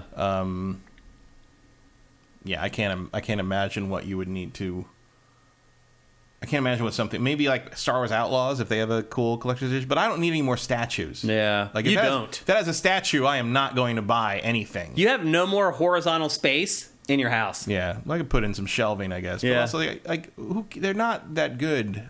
Like, I pretty much stopped buying all that stuff at this point. The thing that really broke me was... I have my collection now of stuff that I like to display, and that's good enough for me. The thing that really broke me was, I think, the Witcher 3 Collector's Edition, where the Geralt statues were all painted like somebody had just thrown up on them. Like, the paint jobs on them were horrifying. That's right, I remember that. And they were all terrible, and then the company wouldn't do anything about it. And CD Projekt Red was like, we didn't make the statues, and they won't really do anything. You know, they couldn't. Nobody. Everyone was a stalemate. Basically, you were stuck with these terrible things. And there was a point where it's just like, well, why? Who cares? Mm-hmm. Like, I think I have. What was the last collector's edition statue thing I have on display anywhere? Is I think Aloy from the Horizon Zero Dawn one. Yeah. That was a nice one. Mm-hmm. That was pretty nice. Oh, they make good ones. It's just that, like, at a certain point, it's like, I don't have any more shelf space. Yeah, what's the point? The stuff that I have out that's displayed already, I really like. And I think the last one I got where I was like, I was nowhere to... It was, I got the Ni no Kuni 2 Collector's Edition, which came with that really cool, like, sort of... It was like a music box of the little town and stuff. Yeah. And I'm like, there's nowhere to put this. Yeah. I don't know. And look, I'm not saying that you guys shouldn't buy stuff. Like, a lot of y'all are younger than me. You haven't built your collection yet. You haven't bought all the stuff that you like that you want to display. It gets to a certain point where you're like, I have everything I want. It's also frustrating now where, like, sometimes these things sell out like that and you'll never see them again for like less than double retail. Right. Sometimes no one gives a shit. And you can get them for 30, give them 40 away. bucks later. You can get them on clearance somewhere like 6 months later.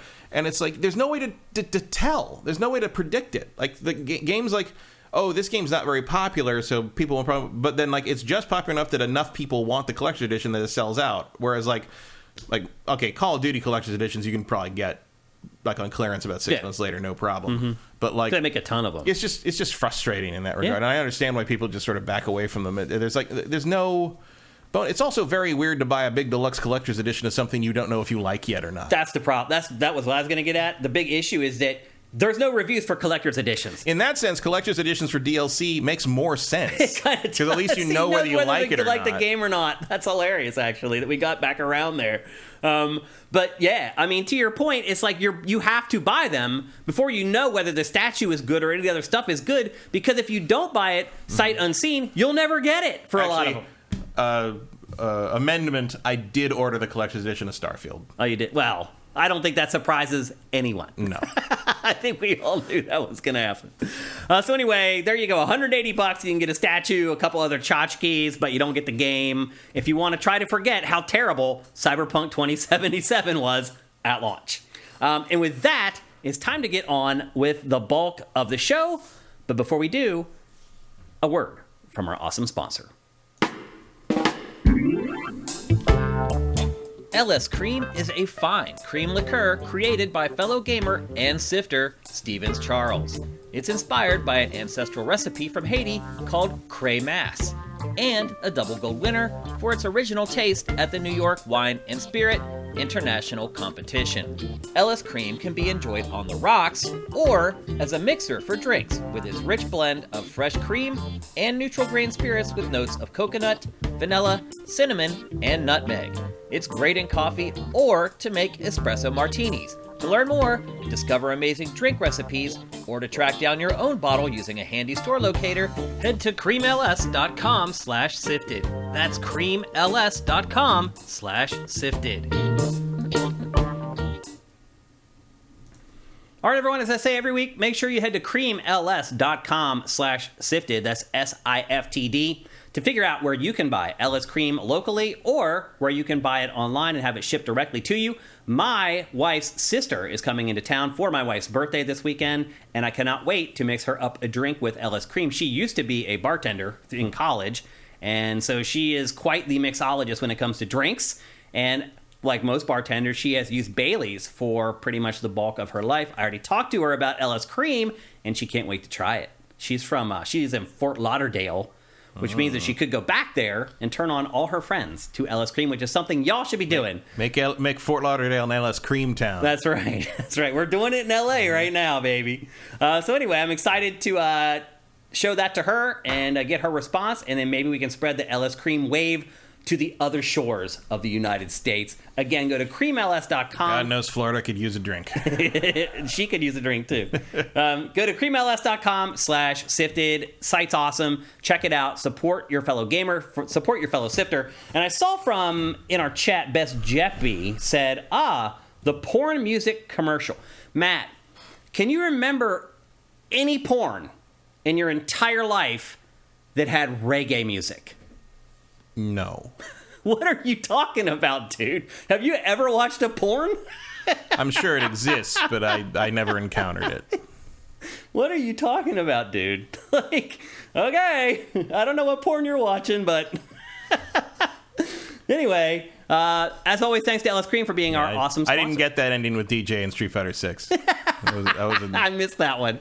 Okay, it's time to kick off the show. It's time for episode 351 proper. We got some awesome games to talk about today. We're going to kick things off with a game that we mentioned last week was going to be on the show this week, and we closed by saying, I think you said, Matt, you kind of said everything that you would need to say about a Pikmin game in the week prior when we previewed it. But now that I have played through the entire game, and I have played the entire game, that was wrong. There is tons to talk about. First thing I'm going to say about Pikmin 4 is it's freaking awesome. It is a great game. And the other thing I'm going to say about it is my game clock for that game is at almost 40 hours. It is huge. Like, it just kept going and going, and I never got sick of it. I love Pikmin 4. It is amazing. Like, this year for games, I got about 20 hours into this game, and I was like, what the hell is going on? This is the best year for games ever. I really feel like my opinion has come around, and we're only in July, that already this is the best year ever for video game releases. Mm-hmm. I mean, I have, at this point, probably 7, in my mind, legitimate Game of the Year contenders. Yeah, I can't think of another year where the whole year had that many things scattered. I mean, there have been years where 3 or 4 big things happen in October, November all at once. Yeah. But I can't think of something where you're going to get to the end of this year and be like, we need 10 Game of the Year nominee slots. It's insane. Or we're going to feel like we're snubbing people. I know. And look, I'm not saying Pikmin 4 is a Game of the Year candidate for me, although it's close. I'm pondering that. But I'm just saying, when a game this good is struggling to get into the Game of the Year conversation, that's when you know it's an amazing year. I have had a blast with Pikmin 4, and I think part of it, Matt, is that these games come out in the perfect cadence. This isn't Mario where you're getting a 3D Mario every 4 years, you're getting a Zelda every 5 or 6 years. These games come out every 8 to 10 years, and I think that's just perfect. Pikmin 2 was pretty fast. It was pretty quick. But the reason Pikmin 2 was quick was because Pikmin 1 basically had a fatal flaw that turned everybody off. Did you see this week they asked Miyamoto why Pikmin doesn't sell? And he basically said because it's too hard. And it's not this game. I would actually This game argue, is not very hard. It's not. I would actually argue this game maybe is a little bit too easy. I think the timer is the. But it's not the day timer that was the problem in Pikmin 1. It was the 30 days. Because the first game, like, you had 30 days before you ran out of oxygen, and you had to leave the planet in those 30 days. They figured out whatever he breathes. Right. And they figured out very quickly that, like, people hated that. And that's why I think Pikmin 2 came so quickly, because they were like, oh, we need to fix that. Because I think they felt they had a good idea for a franchise, but it maybe sold short. And the truth of the matter is, I think that first Pikmin turned a lot of people off to the franchise for, like, ever. And that's a shame. It certainly would have for me if I hadn't, like, had to play the others, you know? Yeah. And so I don't blame people who maybe played the first and was like, this is too much. Because I remember playing the first, and it was, like, nerve-wracking. Yeah. Like, every second mattered. And I was like, and I did barely, I think I made it by one day. For the game it's very weird that they added, like, an overarching thing that just made it stressful. Yeah. Like, it doesn't feel like it fits the tone of the rest of the game. It's the antithesis of the tone of the game. Like, you want to poke around and look around and see stuff. And, well, especially because these games, I mean, they're not like, I'm not saying they're like Cyberpunk or anything, but the Pikmin games have always been quite pretty for the system they're on, you know? Yeah, they're pretty, but technically lacking. Yeah, but it's still fun to look around them, and in the first Pikmin, it felt like you couldn't look around. No, you're right, you had to because go it's just a rush. Like, whereas in this one, I'm sort of like, I'm going to poke over here and look behind this thing. There's nothing over there, but I'm not bothered by that because I'm not going to lose the game. It's okay if you waste a day. It doesn't matter. Like, and I can just tell you, having finished it, like, it doesn't matter, like, how many days you take to finish the game. So don't sweat it. Like, if you're playing this game, don't be like, oh, if I need to get an achievement or I need this or nothing matters. Like, you can play the game at your own pace, and you can burn a whole day just poking around levels if you want to. In fact, I've done a lot of that playing this game. I'll just be like, I'm just going to take this day, I'm going to map everything. Because the other thing that's great about this, too, this another big change, is the ease of use of the game. The biggest thing, and you probably haven't even got there yet, but eventually you get the ability, you can gain the ability to just click on the map and they just go there.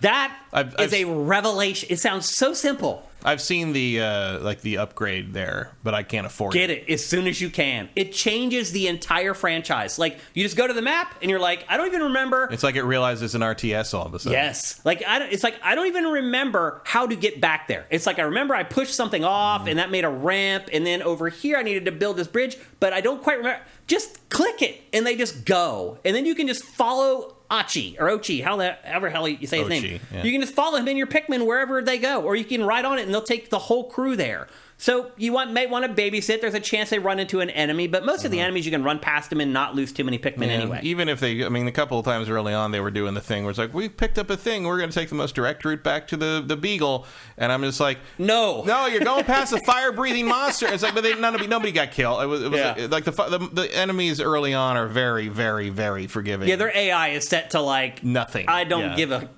yeah, pretty much. And one of the big things of this game is like, and it was very difficult for me, was you got to get past the Nintendo bullshit at the beginning, and that includes this stupid ass cutscene.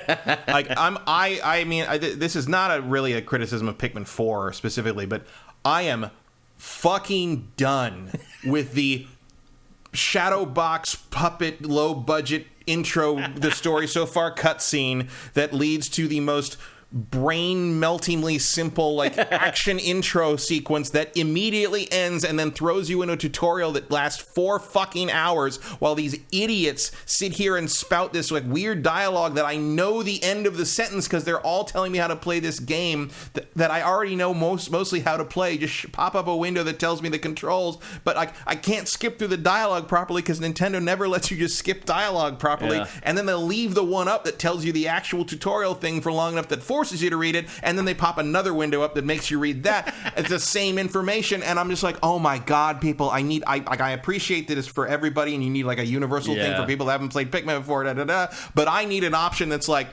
I don't need my handheld on this because I owned a copy of Blaster Master in 1988. Like, just stop. Nintendo always errs I am on so the side. tired of being treated like an idiot by these Nintendo games early on. Well, Nintendo errs on the side of its 8-year-old fan. Yeah, and I appreciate that, but I need a way to skip that. Well, because right. I had to power through multiple short play sessions of this game until I stopped feeling like I was just hammering my way through this incredibly remedial crap to get to the actual game, which is great, like you said. Yeah. But, like, if I hadn't been doing this show, I never would have gotten to it. Yeah. Nintendo needs to do what a lot of developers do, which is, at the start of the game, ask you, do you know what you're doing? How experienced are you with this franchise? It's not that hard. I agree with you. But I will say this. I hope to God everyone does get over that hump. Yeah, that's my only real criticism in the game, is the early part makes it feel like a game for babies, and it absolutely is not. Well, going back to your earlier point, too, about the production values, let's be honest. The production values in this game aren't great. Sure. Like, I do think the cinematics are. I agree with you. This is ridiculous. Cheap. Like, it's a cheap way to do it. But the in-game visuals, while you're right, when you're standing back, everything looks pretty. But you get up close, and those textures are just nasty. Sure, but and the Pikmin, it's like if you go back and look at Pikmin 1 or Pikmin 2, like, the graphics have not improved all that much in this franchise. Yeah, because they're all flat shaded. But the Pikmin are made out of, like, and I get you have to. There's 100 of them on screen at a time, but still they're made out of like 50 polygons. Like, they could do better, is what I'm getting at. Like, I can't let it slide for that. I don't need ray traced Pikmin. I don't need it to go that far. They need to do something. Like, it literally looks like the same game that it has looked like since the beginning. Well, the good news is most people that play this game I don't think have ever played the other games, so they won't notice. That could be, because they were GameCube games. It's not any kind of technical tour de force, but I think it does look nice enough, and I think it's very appealing. Yeah. Like, I'm not going to say it's a technical marvel, but I do think it looks very appealing. Yeah. And that's kind of more important. Yeah, I agree. I mean, the quick synopsis of look at those ground textures. It's a Switch, man. What are you going to do? Like, just a quick reminder. But the dog looks great. Like, the root thing looks great. Like, the parts that your eye is drawn to for gameplay reasons, that's not great. That's a camera thing. And the camera in this does have some issues. This is the first 3D movement game I've played in forever that I suddenly realized, like, I can't invert the Y-axis because there is no Y-axis. Right. Like, that's funny. Just a quick reminder. Also, I knew this game was going to be really long when how fast you were rescuing these guys. Oh. Like, I'm like, that screen's filling up real fast. This game's got some meat to it. Well, so again, I'll go over the plot very quickly. Basically, Olimar was out adventuring. He has a shipwreck, and you find out later what happens to him. They send a team of people to try to rescue him. They shipwreck, and then they send you with the dog, Ochi, to rescue Olimar and the whole crew that went looking for him. But as it turns out, it's not just Olimar and the crew that went looking for him. There have been tons of other people who have crash landed on this planet, and your job is to save them all. Yeah, these idiots are really bad. The captain's been like the 99th generation of captains in her family or something. I'm like, wouldn't you people be better at this by now? You would think. And so... Also, they're really bad at identifying things as other life forms for a weird reason. It's like, what could this be? I'm just like, I don't know. It looks like a giant monster, idiot. Like, what do you... And then so when the people who went looking for Olimar are important, because when you rescue them, it opens up new options for you. So after every mission, you go back to this area that you were just seeing a second ago, where there's the ship there and all of your compatriots. As you rescue people, that area becomes propagated with the people that you rescue. Now, the crew that went looking for Olimar, they're a big deal. They give you, like, one of them lets you upgrade Ochi. The other one runs a lab that gives you all these gadgets that will power up your character. And then there's others that give you side mission objectives, like turn X number of Pikmin into flowers, meaning, give them enough of the juice that levels them up and turn them into flowers.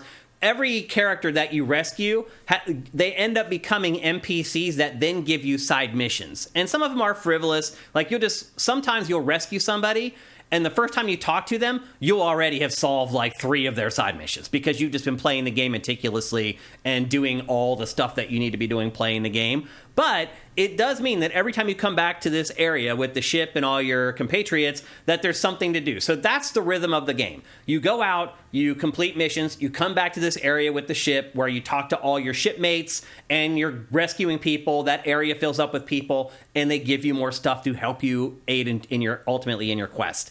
That's kind of the gameplay loop in Pikmin 4. But there's a lot of tweaks and changes that have changed from the last several entries in the franchise. So as we said, the 30-day time limit is gone, but there are still daily time limits. So you only have so much time in the day, and once it gets down to like the last quote unquote hour or whatever, like you get like an alert, and that basically tells you like now's the time to dive down into one of the dungeons. And there are grates located around each level that you discover, and you jump down into them, and you go down to these underground dungeons basically. And Matt, I don't know how many of them you've played. I would argue that's the best part of the game. Because they are these controlled, curated, designed challenges. Out on the open world above ground, like you can just kind of meander and go at your own pace. And truth be told, even the underground dungeons, like I think the time is like 1/6 of the time. Yeah. But the thing is, you can stay down there as long as you want. Worst case scenario, you come up, and as soon as you come up, the countdown timer starts ticking with 8 seconds to go before the day is over. As long as you have all your Pikmin corralled, you're fine. So the trick is, wait until the end of the day, then go down into the dungeon. You can spend as long as you want down there, and those levels are the best. It's also consequently where you rescue almost everybody. Almost all the rescues are down in the dungeons. Almost all of the items that you collect are down in the dungeons. I would argue 75% of them are down in the dungeons. That's where you really make hay, is when you go down below. And those were also, to me, some of the most fun dungeon types. Now, there are boss fights in this where you just fight gigantic creatures, but taking on the real antagonist of the game are all handled down in the dungeons. And they are these, and I always forget the stupid word for this, Dandori levels, where you compete against this other guy. So both of you and your Pikmin are on the same battlefield, and there's a timer. And the objective is to accumulate more points by collecting more stuff before the other guy does. And those head-to-head challenges are amazing because you start getting mixed up with the enemies, Pikmin, and there are times where you get in tug-of-wars over items. So they'll be taking an item back to their base to capture it. If you throw enough Pikmin on that, it turns into a tug-of-war where you can literally rip it away from the other team's Pikmin and take it back to your base. And then as you start playing it, more power start becoming available. There's a big bomb that you can pick up that you can deliver to the other team's base that blows all of the items out of their onion, and they have to go and try to collect them all again. If you do that with the timing right, you can easily flip a match at the last minute. To me, the best parts of the game are down below. Now, visually, above ground is better, for sure. But as far as just the core play of Pikmin and what it's like to manage your assets as far as what Pikmin you have, and then play through finely tuned levels, all that stuff happens underground. And I don't know how far you've got at this point where you've kind of figured that out, but I don't know, like 10-ish days. Yeah, you probably should have seen that by now. Have you gone underground a good bit? I've been underground a few times, yeah. I mean, it seemed to me that that's the point of the game. It's like working your way to the next underground thing. It kind of is, yeah, which is, to me, is way different. Now, Pikmin 3 did have the underground areas, but they were kind of a discrete thing that didn't require that you played it that much. Here, you have to play them. Like, you'll never get enough items or the Sparkium or whatever the hell the resources that you need to keep making progress. You'll never get enough if you just stay above ground. And you have to go down to fight the bosses. And if you don't do that, you'll never move the story forward. So you definitely have to. Whereas in prior games, it wasn't as big a deal. There are 6 total areas in the game. The crazy part about it is you finish the 4th area and the credits roll. And you think the game is over. And I'm not going to spoil things, obviously, but something happens then that causes you to go back. And then there's 2 more areas that you play before the game actually ends. So when I finished the first 4 and the credits rolled, my playtime was like 28 hours or whatever. I still had 2 more worlds to play. So this game is big. It's no joke. This isn't like, I think the first Pikmin I finished it in like 11 hours or something like that. Maybe not even that long. I can't quite remember, but I just remember it being pretty relatively that's short. About how long you had to finish it if you want to make it under the timer. Right, if you want to make it in time, yeah. The biggest change overall, and I think as I played this more, the more I realized it, the biggest change for Pikmin 4 overall is Ochi, the dog. It changes everything. It becomes the dog, and you can level it up over time as you earn this currency. And then again, after the mission's over, you go back to the area with the ship where all your teammates are, and you can level up Ochi. And you can give him things like collars that will protect him from different elemental stuff like fire or electricity or whatever. You can give him bones that will increase his maximum health. But what's most important, at least I found, is his charge. He has a charge attack where if you have the Pikmin on his back, he charges the enemy and delivers a huge, like, devastating XP depleting attack. But as soon as he does that, all the Pikmin fly off of his back onto the enemy and they just destroy it. So I really walked through this game with that attack. And I just kept leveling it up every chance I had. And I just one-hit even the biggest creatures in the game eventually, even if I'm not using the right Pikmin. So sometimes it'll be like an enemy that's on fire, and you're like, oh, I need to use fire Pikmin. I could use water Pikmin with this attack and just wipe out the enemies. And this is my biggest criticism of the game, is that it's just too easy. It does get a little challenging towards the end, but for the most part, like, the combat in this, it was just way too simple. Like, once I learned Ochi's charge attack, it was game over. I literally walked through the whole game. And again, making sure that every time, because you get his charge attack, and you can level that up, I think, 4 times, and then they give you, like, the mega charge attack, and you can level that up 4 times. And as long as you keep leveling those up, you're always OP. You can destroy every enemy in the game, no problem. So to me, there are some balancing issues with the difficulty in this game, at least a little bit. But as I said, there are 6 different areas. They're big, but no bigger really than prior Pikmin games. I mean, they didn't seem bigger to me. Did they to you, Matt? Not really, but I admit I don't remember the other Pikmin very well. It's been a while. Yep. But Ochi, not only is he a combat demon, he also is a traversal demon. Like, he can swim through water. So now you can load up all the Pikmin on his back, and they can swim through water, even if they're not blue Pikmin. Previously, only blue and ice Pikmin could go through water. Now you can just hitch a ride on Ochi, and you can get your Pikmin across bodies of water, no problem. And in fact, because of that, the water in this is used way more than it was in prior games. There's so much more of, like, here's a sink full of water, pull on the plug and drain it. Now it's drained. Now you can send your Pikmin down in there to fight all the enemies and clean out the enemies. There's a lot more water play in general in this game because of Ochi. And Ochi, he's pretty smart. You can play on his back. You can play separately. You can command him still, even when you're not on his back, to do a bunch of stuff. He can dig up treasures. He can sniff out treasures. He can sniff out crew members that you're trying to find. He can bite. He can attack. It's a huge change to the game. He's much more than just a little sidekick, a cute sidekick and it is adorable when every day starts and you come out of the spaceship and Ochi comes bounding up to you and, like, runs circles around. It put a smile on my face every time. Even after 30 hours, seeing that little dog come bounding after me when I get out of the ship every morning and do a couple laps around me and bark, it is like the cutest thing ever. Almost made me want to buy a dog. Almost. But anyway, as I said, like, you can upgrade Ochi. You can also upgrade yourself. Let's see.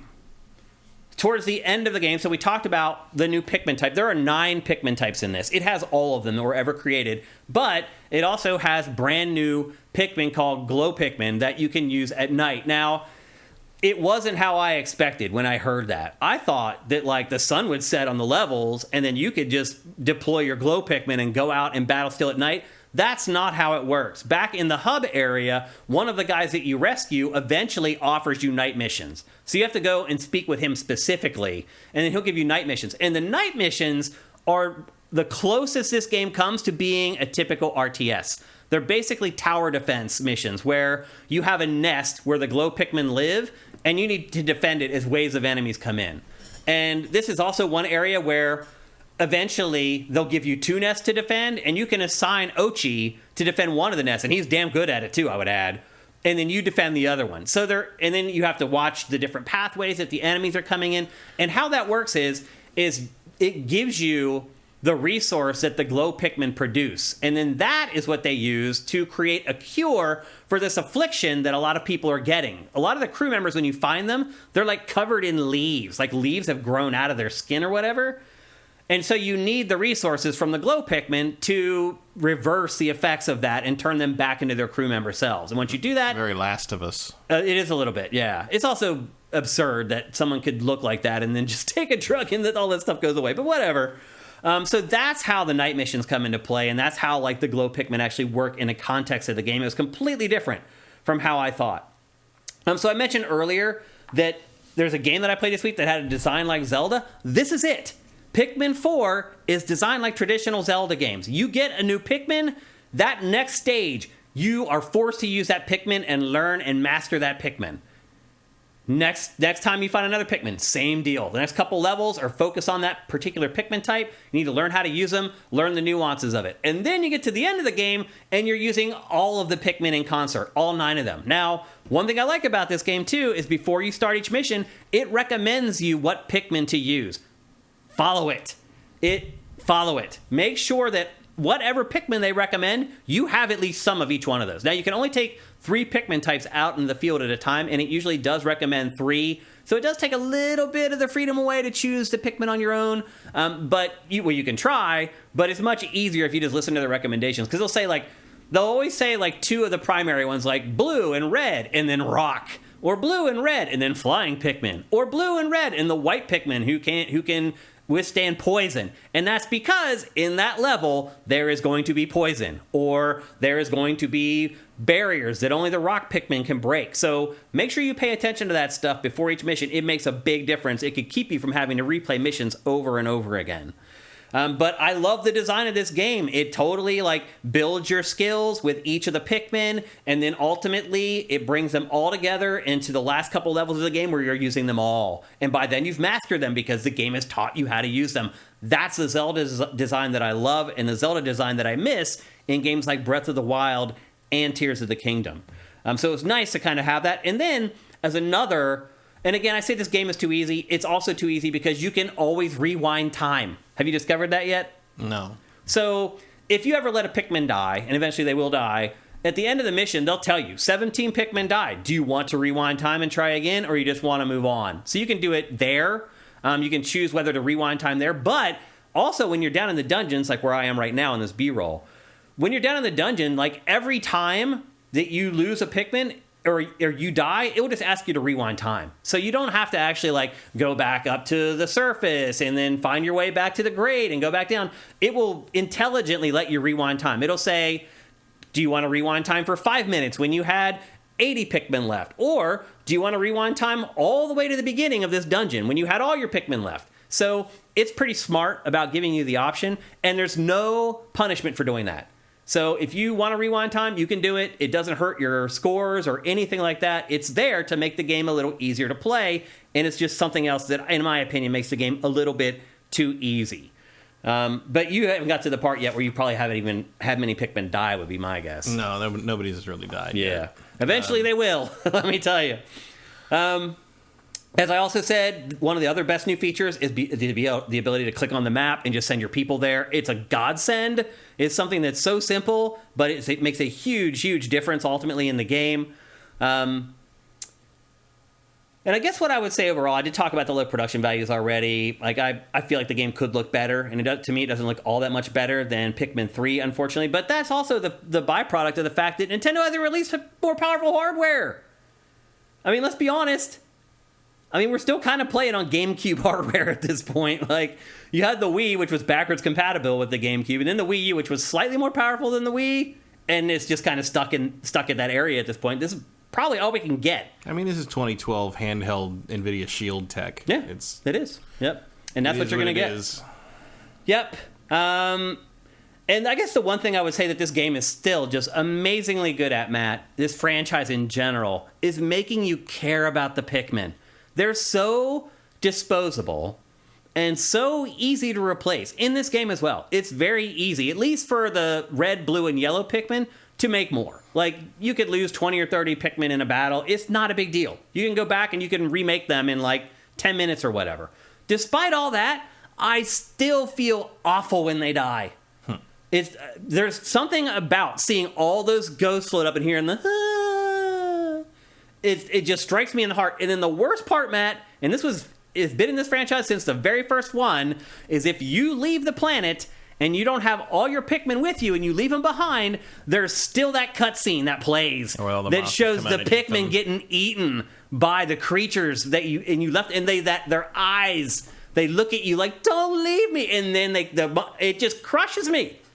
I don't know what it is about this franchise that I care so much about these little freaking ants. it's just over the course of the game, like the looks that they give you, like they only exist because you made them.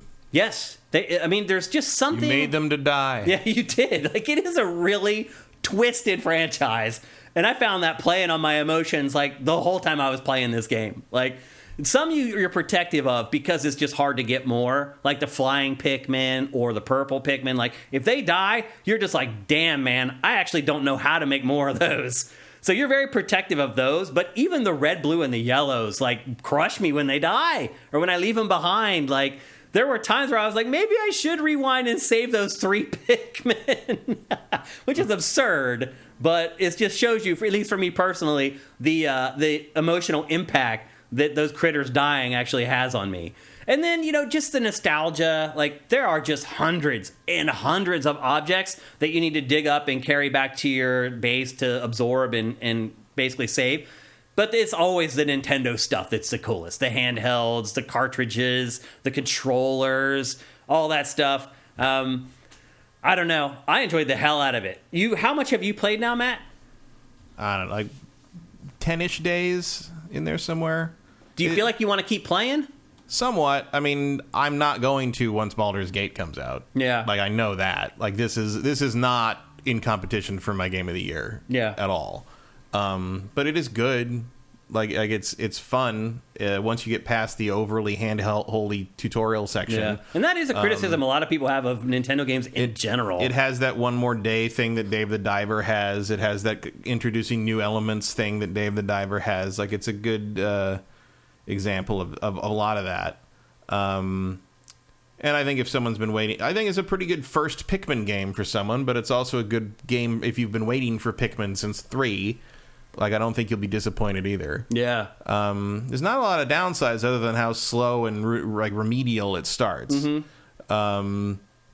If you can get through that opening, and you can check that out for free, by the way. You can just download the free demo on the eShop. Yeah, and if you struggle to get through, and that's 2 hours.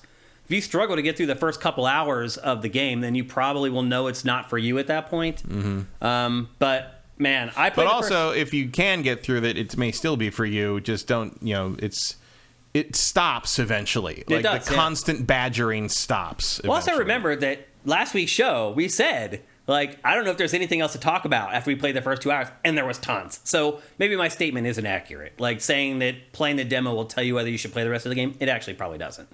Because there is so much new stuff that does come online. And even Ochi, you experience him in those first 2 hours, but you don't experience him in his heyday, when he becomes this machine. And he's, like, cute. He's, like, just destroying, like, all these... It's awesome. So I thought that was a really great addition, although it seems awkward at times. And in fact, there were moments playing this where it felt a little bit like Banjo-Kazooie, when, like, you could turn into Kazooie and he would, like, walk around with, like, the bear on his back, and they would reverse rolls, and have these skinny little legs, like, walking, but then, like, he was really top-heavy. That's what it feels like when you're on Ochi. Like, he's, like, got these little dinky legs, and then, like, this almost like a mushroom shape with all this stuff on top. I think 2 weeks ago I talked about how it was like a spider, how they have, like, their baby spiders on their back. It's a little bit creepy, but I had a blast with this game. I was sad when it ended, to be honest with you. I had a great time with it. It is a full-price game. I think it's totally worth that full price. Also, there is Dandori matches that you can play head-to-head. As I said, like, the boss fights in the campaign or the Dandori stuff, they're fun. Like, playing against other people is fun. And so that's added incentive to play if you want to after you finish the campaign. But, I mean, I'm almost at 40 hours with this game. I think just that alone is well worth the price tag for Pikmin 4. So I really loved it. I was caught off guard by how much I enjoyed this game. I got totally addicted to it. And it also is one of those games where it's just like, one more day. Mm-hmm. I can play one more day. Like, I found myself at night at like 2:30 in the morning. Should I stop? One more day. I'll play one more day. It's one of those games because each day lasts probably, 10, 15 minutes, something like that. I mean, it depends if you go underground or not. Right. Yeah. But generally, like, you spend about 10 or 15 minutes on each day. No, it's got a good, like, the length of time is a decent, like, I want to do this one thing, and then if you accomplish that one thing, you can putter around and do random other things until it's time to bring everyone home. Mm-hmm. I always felt like I was in a rush to get back to the base. There was always other stuff to do or stuff that I wanted to do, or I want to push this thing off to open up a shortcut so when I come back for the next day, I can easily go up this ramp and like get to this part of the level again. Well, it's nice when you get to the part where you can really do that. Like when early on, like, I do like to poke around on things. And I think when you find the first, not the first underground, you find the ship, but when you find the first proper dungeon where they're going to teach you how the dungeons work, like I kind of come over and I look, there's a thing over there. There's some sparklies over there. I go over there and one of the characters pops up and goes, "You're getting pretty far away from the beagle." And I just said, "Fuck you!" Oh my God, I was so annoyed by every single character in this game for the first like 2.5 hours. You know what's so great about the Pikmin? They don't fucking talk. Yeah, well, they do. Yeah, but like, they don't make me read text. Oh, the other thing I should mention, actually, and I'm glad I remembered to bring this up, is the rumble, the force feedback in the Switch Pro controller is awesome. Like, pay attention to it. And when the Pikmin jump back on Ochi, you can feel their little feet in the controller going tick, tick, tick, tick, tick, tick, tick, tick, like adding themselves to Ochi. Like, I played probably 20 hours of the game and didn't even realize it was happening. I'm so conditioned to ignore all really? Like, I would never have ever noticed that. It's almost creepy how realistic it feels, like these little dudes jumping onto the controller that you're holding. Like, it's crazy. So, I loved it. I thought Pikmin 4 was great. I think it's another one of the great games from 2023. I really hope some of you, like, to Matt's point, a lot of y'all are getting ready for Baldur's Gate 3 because it is a monster. If you can slide this in somewhere before you get on Baldur's Gate here in like a week and a half, I highly recommend it, because the other thing too is that like once August gets here, it'll be hard to find time to play a game like Pikmin 4. It just will be. And some people are still playing Zelda, or they're still playing Diablo 4, two gigantic games as well. So I do wonder if this game will get lost in the shuffle. As Miyamoto explained, it's never been a big seller. Which is probably why they release one every 8 or 10 years instead of every other year. And, we had rumors that this game was done for years before they decided to release it. So they'll get a little bit more strategic with the Pikmin explain the franchise. ground texture. Yeah, exactly. Exactly. So anyway, one thing I did think was interesting, that you no longer can control the Pikmin with the stick. That's a little annoying. That's the other thing I should have mentioned too, is that That's how I used to always make them drink nectar. Was right. If you pass the group over the nectar, the ones that need to be upgraded will stay and drink the nectar. You can still do that. So jump off of Ochi, you hit the Y button and dismount. And if you run the Pikmin over that stuff, they will eat it. But you can't. But it's not, if it's against a wall or in a corner, it's hard to. It is. You can't use the right stick anymore to control the herd. So it used to be you could pull back and they would get in like an elongated line, and that would help you go across bridges with them. Or you could push forward and they would be in a group, and that was good if you wanted to attack Vincent, an enemy. I think it's pretty obvious that I don't remember Pikmin 3 very well, so you can stop reminding me of that. Yeah. Pikmin 3 was a Wii U game, and I really don't remember much about the Wii U games. Yeah. A lot of people didn't play Pikmin 3 because it was a Wii U game. I own Pikmin 3, but I don't remember playing it. Yeah. I know I did, but I don't know. Yep. And now I lost my train of thought of what I was talking about. So they all blend together. Thanks, Vincent. They all blend together, really. Yeah. We were talking about the controls with the right stick. Yeah. So you can push it forward, they would go up. So you can dismount, and they will run in a line, but the right stick doesn't do what it used to do. But the other thing, too, is that like the game will force you to dismount at times. There are gates that are just like steel grates that come up, but there's gaps in between. So Ochi can't go, so you have to dismount. And then it's OG Pikmin. And I like that they force you to do it. It makes you... Because Ochi is a huge security blanket, man, in so many ways. And when you realize, oh, crap, I have to leave the pup behind and take on this section of the game without him, you feel naked. It's really crazy how quickly you come to rely on him as an integral part of the gameplay. But there are parts where Nintendo is like, you know what? We're making you go old school, and you're gonna go through this gauntlet, and a lot of times they'll throw a big boss in there too that you have to fight without Ochi. It doesn't happen all that often, but there are parts of the game, so you still get that taste of nostalgic Pikmin if you're into it. So I think it's about as good as a Pikmin game can be. Other than the production values, I think they can be improved a lot, and maybe they will be for the next one. But otherwise, like with what the franchise is, like it's easily the best one by a mile. It's the best Pikmin ever, like not even close.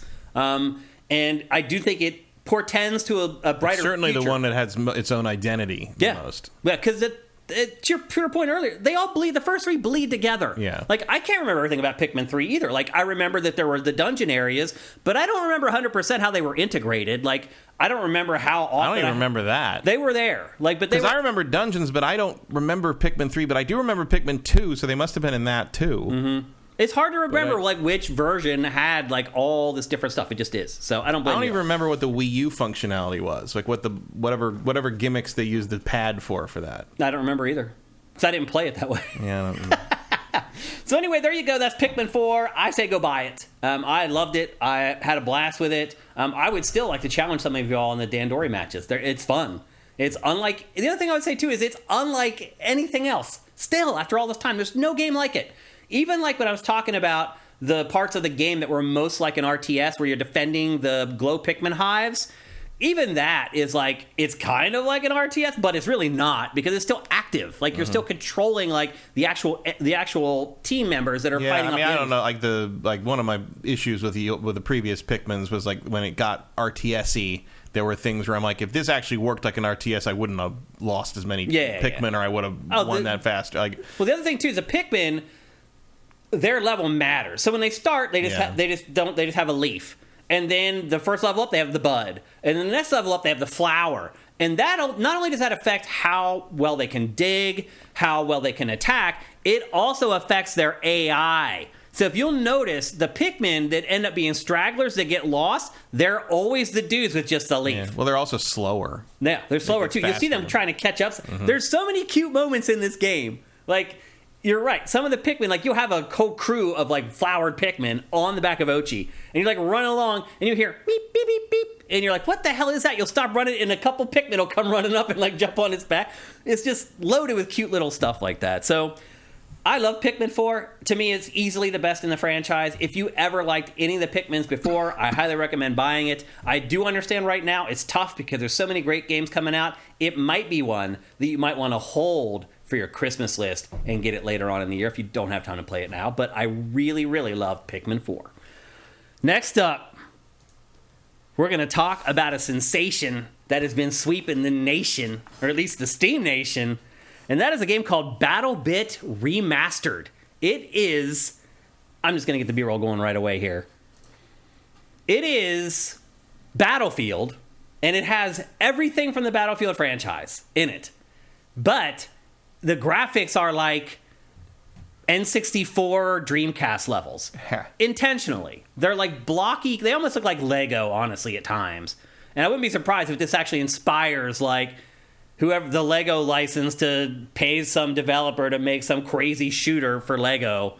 But it is like this chibi take. And it's funny. You look at these menus, you have no idea. They have, like, normal, realistic-looking guns.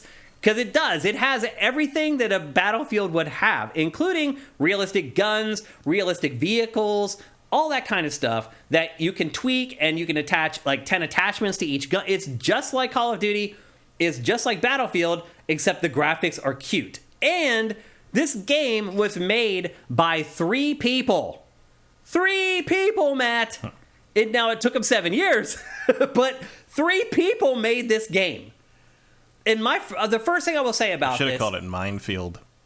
Actually, because it is a little bit like Minecraft, for sure. You can tell they're like, well, we're going to make it as close to Minecraft as we can without getting sued, basically. I also wouldn't be surprised if there's eventually a Minecraft spin-off that's like this, because they're spinning that off in all kinds of different directions, too.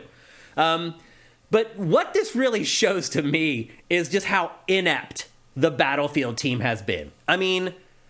3 guys made this game in 7 years. I mean, it takes the Battlefield team 4 or 5 years to make a game. They don't come out every year. Once upon a time they did, or at least every other year. Not anymore. And somehow these 3 dudes have managed to make this game that is feature complete with Battlefield games. These 3 dudes aren't subject to EA leadership, so... I mean, it's mind-boggling, Matt, that 3 guys could make this game in Battlefield 2042, although I will give EA and DICE credit. They have stuck with that game because it was abysmal at launch. And much like CD Projekt Red with Cyberpunk 2077, EA has stuck with Battlefield 2042. Don't put a future year on your game title, apparently, is the lesson because it may take that long before it's actually good. at least with the Battlefield franchise. So So to see 3 guys create a game that's feature complete with Battlefield 2042, which my guess, 300 guys for 5 years? At least. I mean, that just shows you that how much resources you have to commit to graphics. Oh, yeah. It really is crazy. Yeah. Like, if you want a game that looks top shelf, that's your expense. Yeah. Making it look that good. It's not the nuts and bolts. They don't call it the HD era for nothing. Right. It's crazy. That's what's blown up all the development costs and time for the most part. Is that the assets have to be on a level that just didn't exist before. Yeah. So the one thing I like about this the best, Matt, is that it reminds me the most of Battlefield Bad Company 2, which is like my favorite Battlefield of all time because it was all about destructible environments. I would say overall that's probably the best one. It probably is. I think most people agree with that. I mean, the best one is the Wake Island demo. Right. Let's be honest. The OG. I played the Wake Island demo probably more than I played all the other Battlefields combined. Yeah. But in terms of the total package, I think Bad Company 2 is a fair pick for best game of the franchise. Yeah. The destruction in this is amazing. Like in Bad Company 2, it was like you'd run a tank into a building and like the corner of the building would crumble. In this game, you can fly planes and drive tanks and other vehicles and just completely take out a building. Well, that was one of the best things about Bad Company 2 was like, I remember like you'd get in fights in like some new area, and then after everything was over, you'd kind of look around and be like, holy shit, there's nothing here. Nothing left standing. It was a flat plane now. Yep. Now I will say, even notice it happening. Yeah. You can, and the other thing too, everyone's on voice chat in this game. You can hear people communicating. Come over here. In this building, there's 8 enemies. And in comes somebody in a chopper or a big truck and just drives right into it and kills half of them. Like, it's a tactic that you use in the game to be successful at the game. This game, Matt, is 127 versus 127. 254 players per match. Hard to do that in 4K. I mean, that's probably why the graphics look the way they do. Yeah, and to that's be your fair, trade-off. And to be fair, much of this game is cut, copy, and paste. Like, even so, there's like 19 maps, which is amazing. It reminds me of that thing that they used to say, that Miyamoto used to say, that like if the game isn't fun to play when it's squares and blocks, it's not going to be fun to play when it looks perfect. It's true. Yep. So 127, 127. No matter where you are in the map, and there's 19 of them, which is insane. But no matter where you are, there's other players.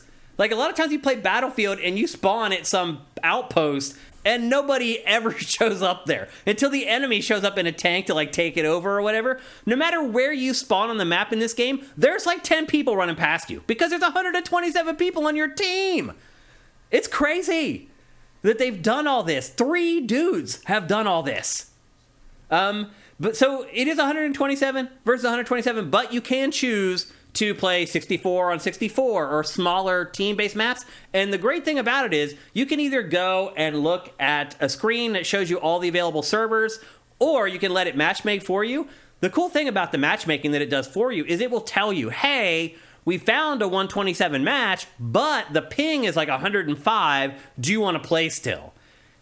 No, I don't want to play with 105 ping. And then it'll start trying to find another match. Like, it's very fast, it's very smart, and it's very intuitive how to find matches, and it's very quick, which is a key, as I've said many times, to Call of Duty, is how quick people get in and out of matches in Call of Duty. That happens if you stay on the server, it's very fast. Even if you're searching or just clicking on a server from the server list, it also is very fast to launch into games, which is a huge, huge deal for any multiplayer shooter.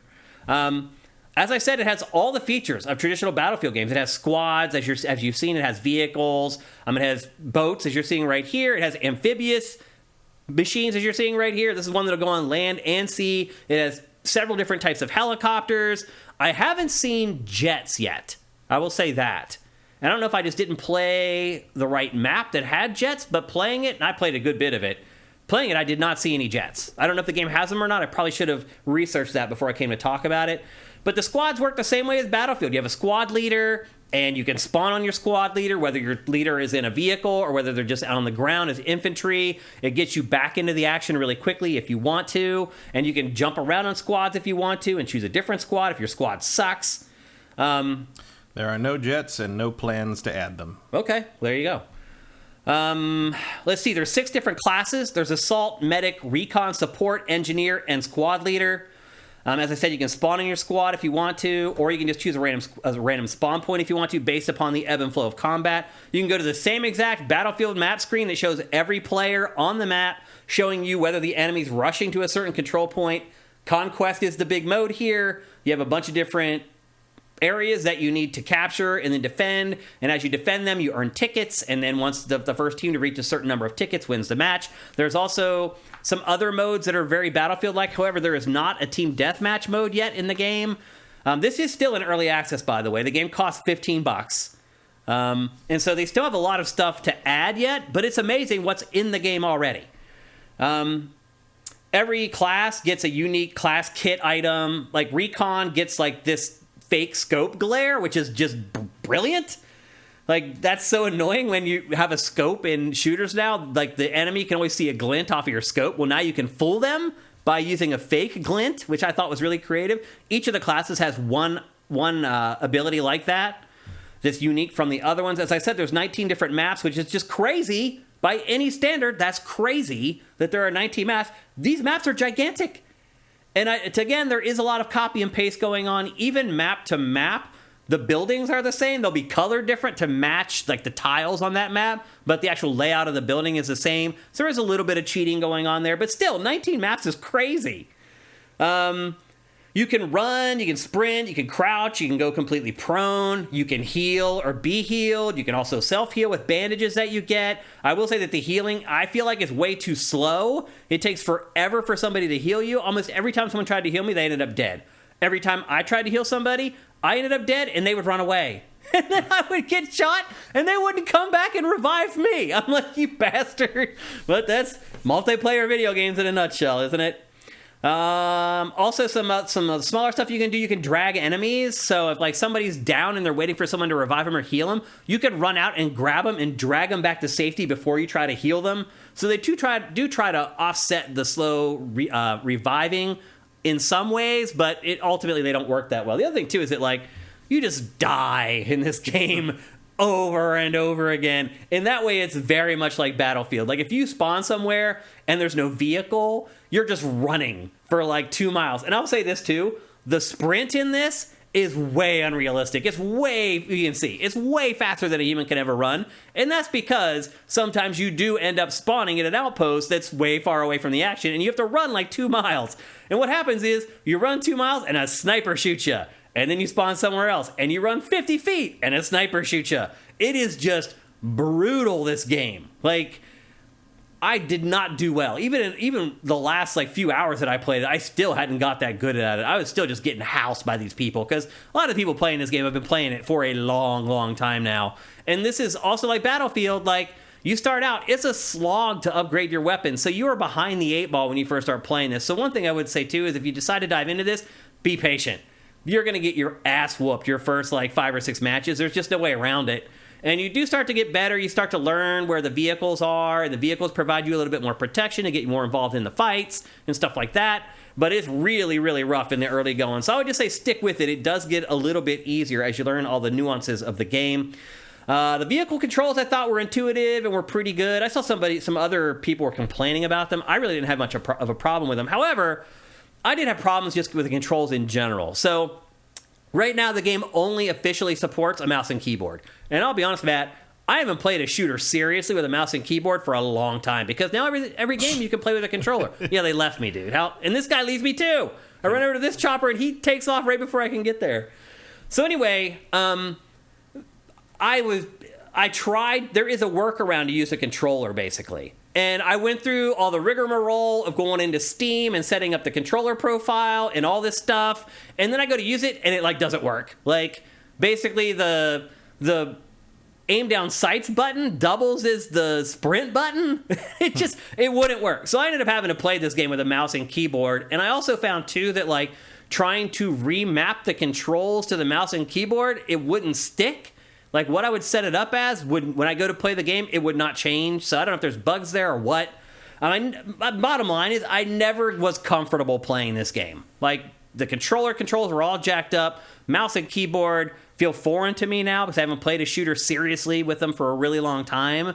And so I did feel a little bit like a fish out of water playing this game for quite a while before I started to come around a little bit with the mouse and keyboard again.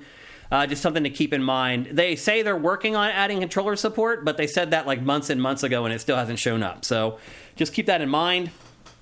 Another issue that I had is that, like, if you're flying in a chopper, there's no way to get out of the chopper. You don't have a parachute.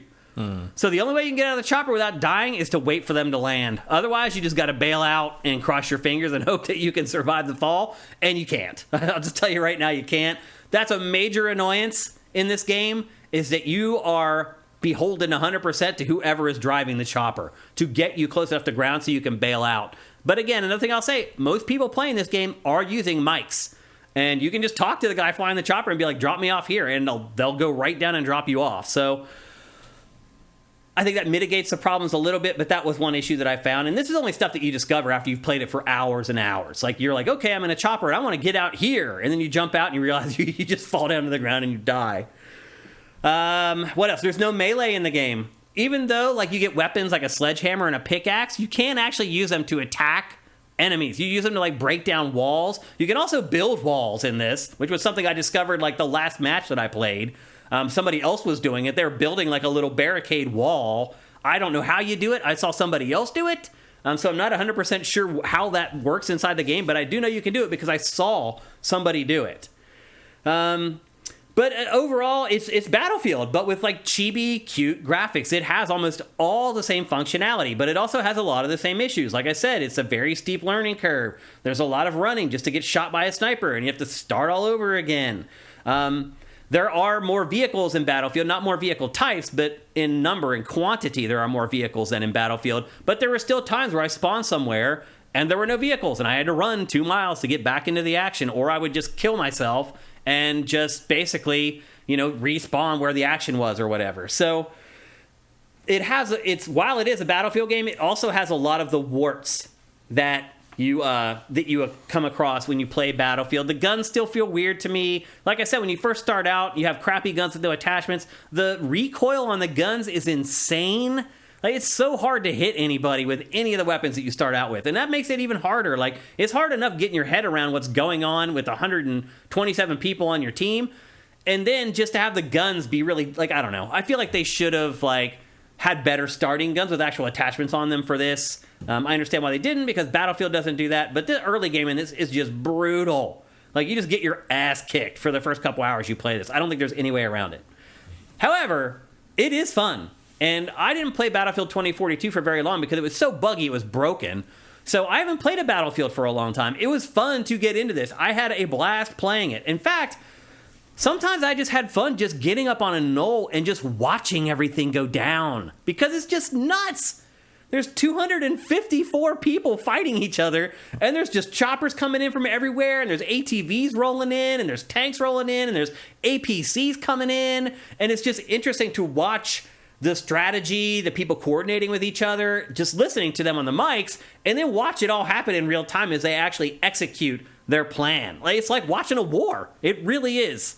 So, I was a little skeptical of this before I started playing it, but within like a couple hours, I was like, oh, like, wow, how did these guys do this? It's like a minor miracle, really. Now, the big caveat, really, as you've probably already seen from the lower third, is the game is only available for PC. And now they've sold 2 million of these. So let's do the math there. 2 million times 15. They've made 30 million. Valve takes its cut, 30%. So they've made, what, 24 million, 20 million? No, 20 million. 20 million, yeah. So they are hiring people now to finally get working on this. But at the same time, like, counting on this coming to consoles soon, probably a fool's errand. Probably not soon, no. Probably within a year and a half, 2 years maybe. And they're still working on getting the PC version up to snuff in a lot of ways. There's still things that they need to add and they still need to fix in this. So this is full indie. They don't have a publisher? Not yet. I mean, they will. They will. But Yep. Or why would you? If you have $20 million... Because you want someone to absorb the risk and cost of putting it on console consoles. versions, yeah. And the manufacturing of physical versions, got the stores. I mean, you could probably skip physical versions of this game. Probably. Because it's an online only You're right. game. There's no reason for it. What good is a physical version, really? If there's no online, you couldn't play it anyway. But otherwise, I was kind of blown away by this. Like, I had seen all the hype about it, and I'd seen people talking about it. And I would say maybe it's a little overblown.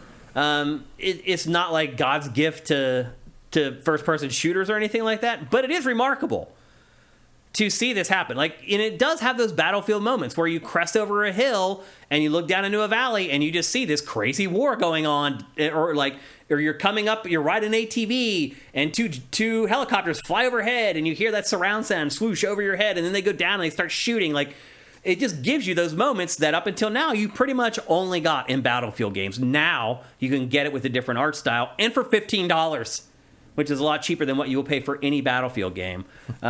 Unless you wait for a sale. Yeah.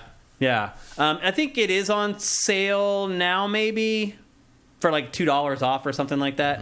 But it's only $15, and if you're into this type, wait for a sale in Battlefield, because sometimes those games crash in price. Oh, right, yeah, like within like 6 weeks after they launch.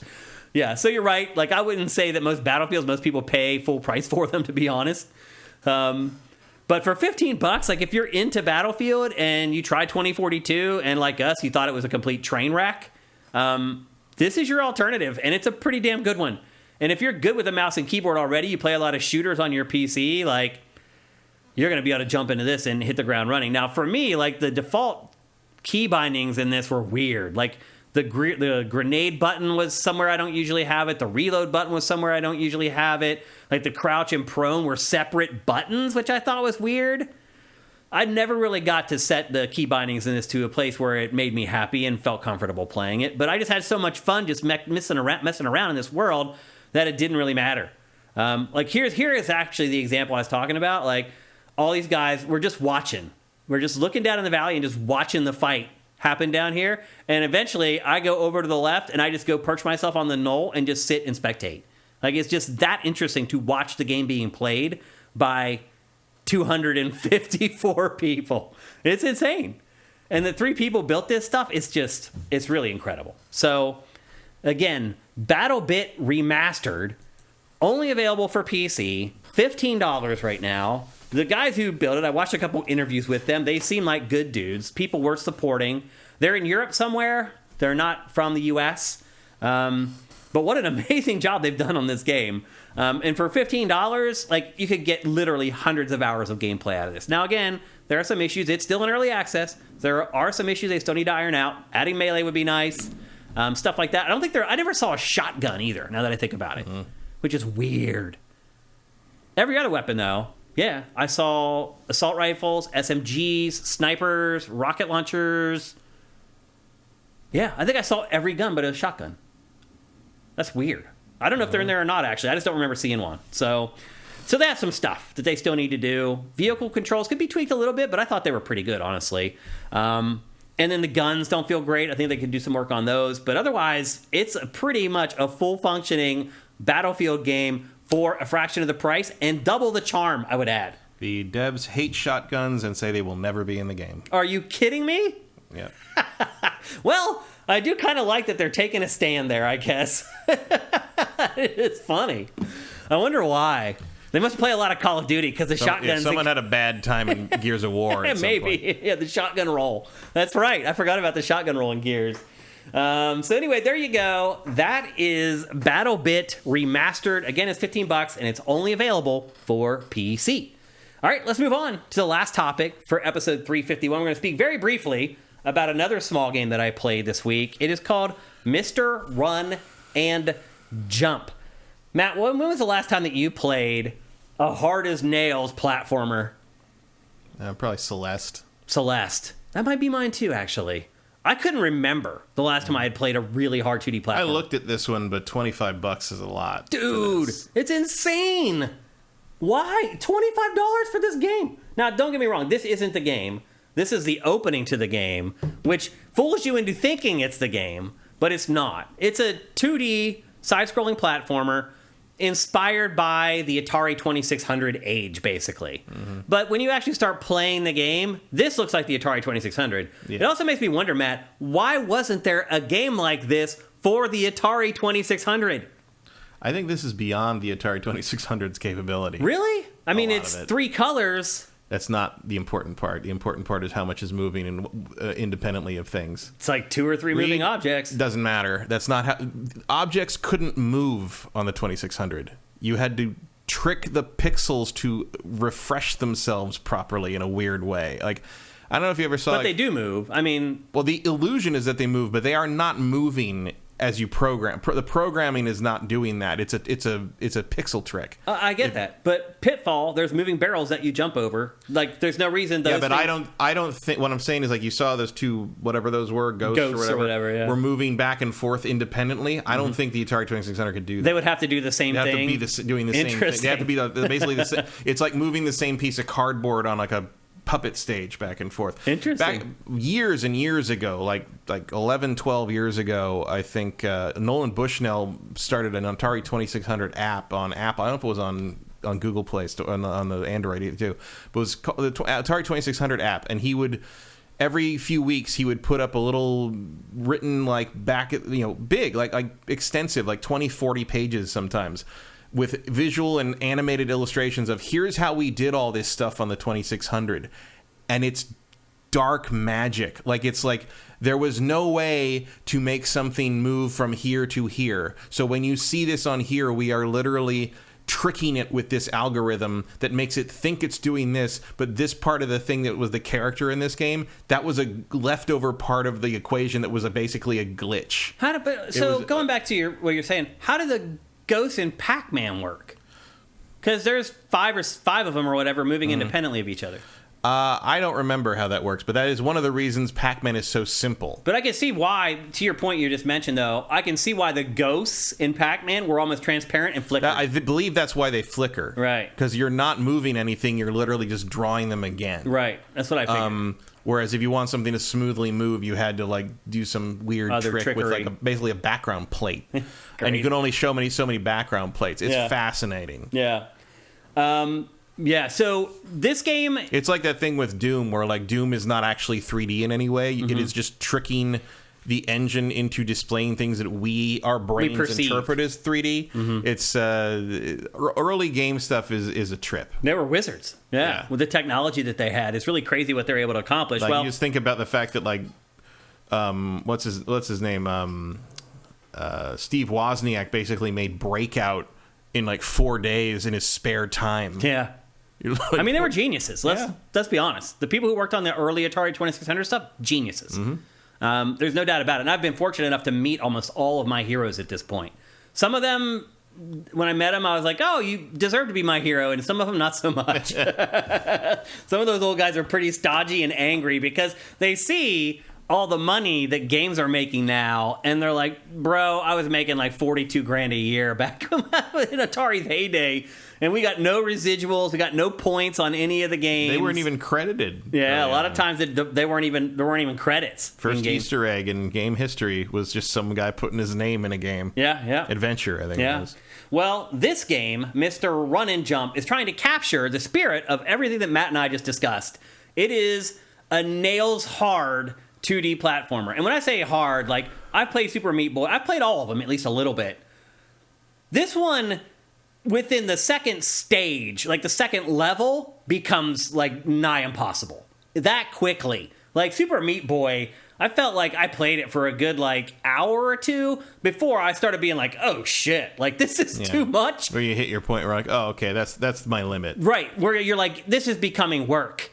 This hits that. So the way it works is there's like a tree of levels that you play through. Each stop on the tree is like, I don't know, probably 7 or 8 segments of levels or whatever. And then you complete that, you escape through the portal hole, and then you go back to the tree of missions, you select the next one, rinse and repeat.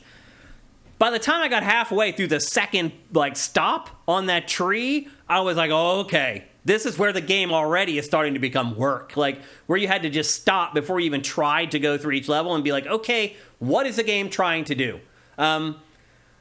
The controls are pretty simple. I mean, it's really mostly the jump button, but eventually you can hold the L1 button and hit jump, and you'll do like a high jump, and then you can hit R1 and you'll do like a dash. And that pretty much is all they give you. And it's just you learning how to use those very simple tools to overcome, I'll be honest with you, some very genius level design in this game. And there are dozens and dozens of screens to play through. And each one of them, I mean, I gotta say, whoever designed the levels in this, really freaking smart. And there had to have been tons of trial and error, because it's literally just like 1 pixel right, or 1 pixel, it could be 1 pixel wrong, it's always 1 pixel right in this game. Now, one thing I will say is I felt like the controls in this are a little sluggish, which, for a game like this, is a huge no-no. Like, you can't expect people to play games, hard games like this, and not have the controls be absolutely sublime. You just can't.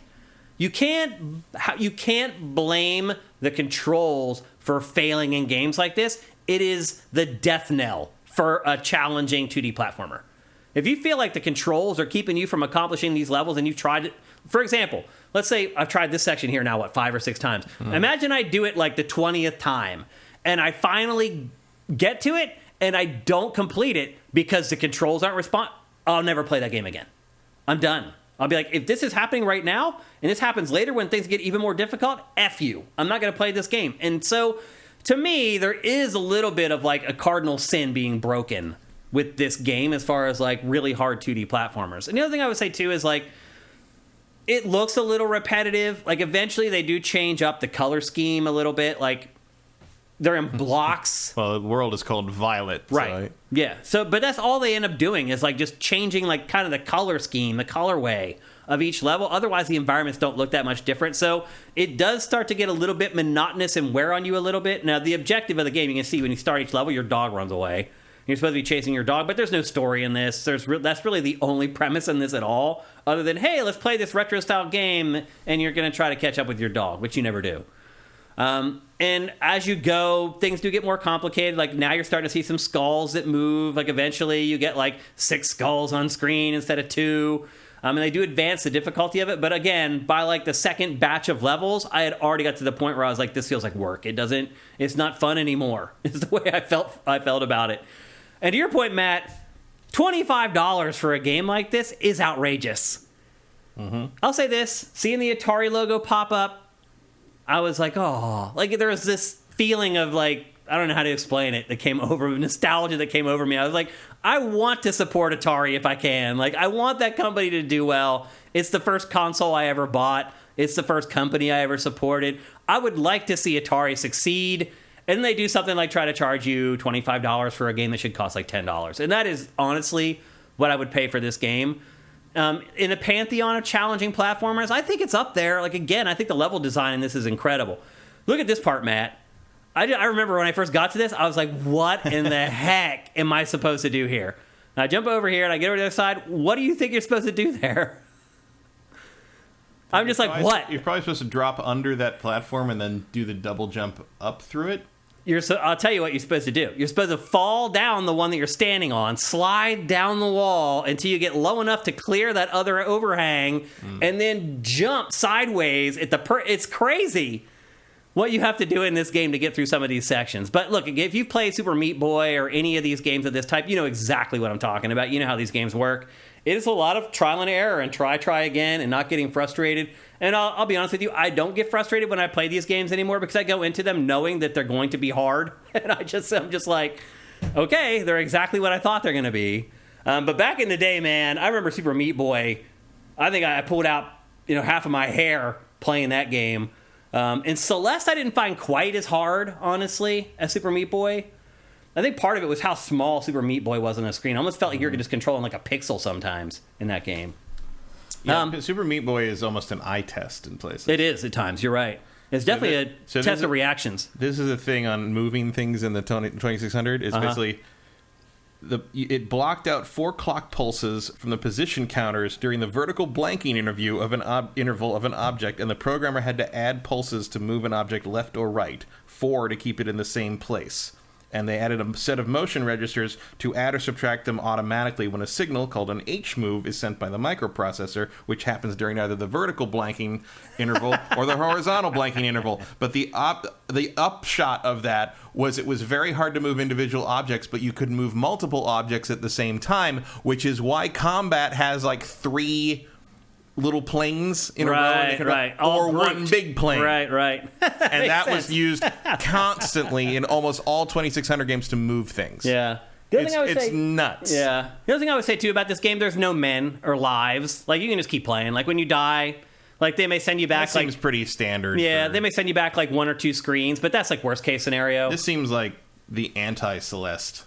Because the Celeste is very user friendly. It's like, Yeah. oh, you can't do this anymore. Like, you can fly now. Oh, you know, I mean, they help you. You do get like there's another thing you can do. It's almost like a Metroid where you turn into a ball. Right. And you can roll really fast, and you end up using that to traverse like really, really wide gaps a lot of the time. And you're right, it's unforgiving. Like, it never changes the level or gives you like something. It's like, oh, you're having trouble. We're going to do this for you to make it a little bit easier. Like, that never happens in this. It's just like either you get it or you don't. And if you don't, you're going to keep playing this level over and over until you do. So again, there's just a lot of trial and error in this game, a lot of like messing around, seeing what works. Because the other thing too is they give you these very simple tools, but they are kind of versatile. Like when you mix them together, like learning how to do like the Samus ball like boost with your jump, with your high jump, like learning how those things work together in concert. That builds over time, and it helps you get through levels where at first you look at it and you're like, how do you get through that? Like, as you start to learn how to mix the abilities together, stuff starts to become a little bit more apparent, but it never gets easy. Like, it never gets easy. I only made it to, like, the 3rd color of this, and there was, like, I don't know, 10 or something like that, before I was like, okay, I'm good, I get it. So, yeah, that is Mr. Run and Jump. It is $25. That's just insane. Like, again, should have talked to the consulting agents. We could have told them that they're never going to sell copies of this game at $25. Like, I think even 15 is pushing. I think 10 is perfect. I think that's the sweet spot for games like this. Although, I think Super Meat Boy was way more than that. It was. But it also looked a lot better, I think. Mm-hmm. I didn't feel quite as ripped off for paying that much money for Super Meat Boy for some reason. I'm not sure why. But anyway, it is, as you saw in the lower third there, it is available for everything. PC, both PlayStations, both Xboxes, and Switch.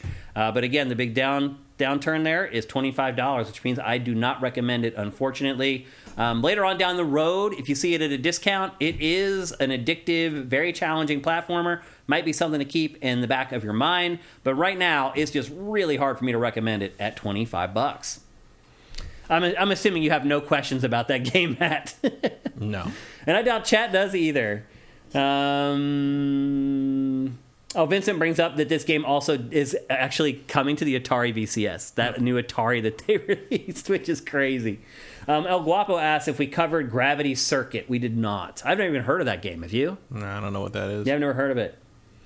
Yep, no questions from you guys, just as I suspected. El Guapo says Celeste is sublime. I like Celeste a lot more than this game, for sure. All right. And with that, it's time for...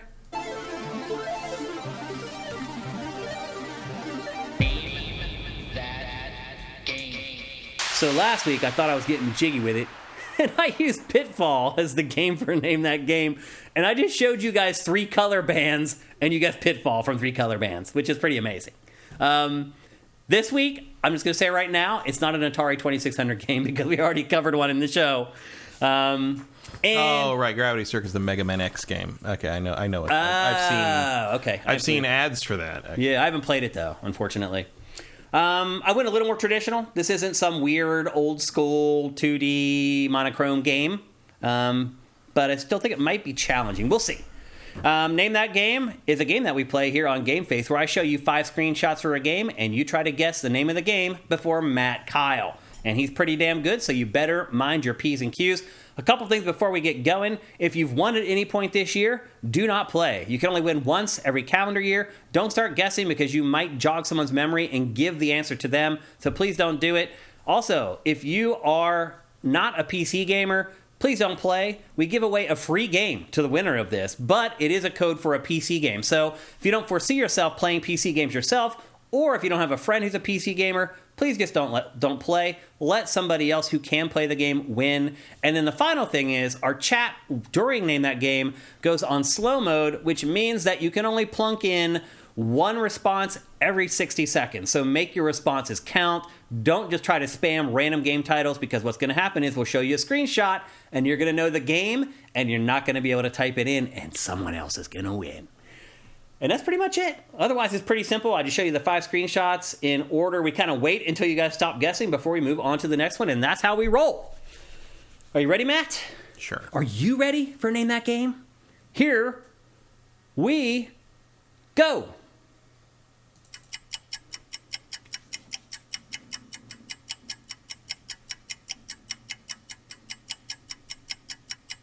Jedi Outcast. Not Jedi Outcast. You could absolutely get it from this screenshot. Now that I'm seeing it on a big TV, I made a mistake. I shouldn't have used that. Destiny, no. It's not Destiny. Someone's going to get it, I think. Flight Simulator, no. Dark Forces. What'd you say? Dark Forces. Not Dark Forces. Myst 2. I'm not sure what that means. Armored Core 4, no. Playland MX knows it. He says I won't say it. Flight Simulator, no. 2 people guessed that. Interesting. Death Stranding, no. Tetris, no. Good Battlefront. One. Halo 4. Battlefront, no. Halo 4, no. Is that it? Okay, I think that might be it. I really thought I think maybe someone did get it from the first one, but he already won and he can't guess, which is good. All right, here we go. Screenshot number 2. I can't even see that.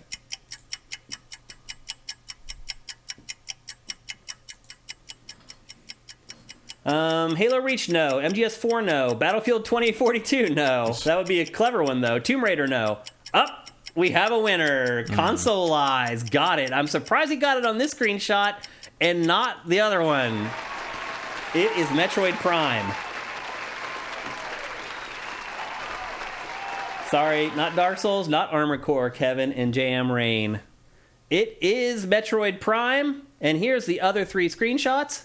This one I thought probably would have given it away. Yeah, the mushrooms in the corner. Yeah, also the tree is twisty. I tried to take the twist out of the shot as much as I could, because if you saw how it twisted, you would know immediately it was Metroid Prime. It's really weird how there are certain triggers in games that tip you off to what they are. In Metroid Prime, it's the trees. They're all like twisted and mangled for some reason. Here's screenshot number 4. You can see a little bit of Ripley there. The wing and the claw on the left. Ridley, yeah. Sorry.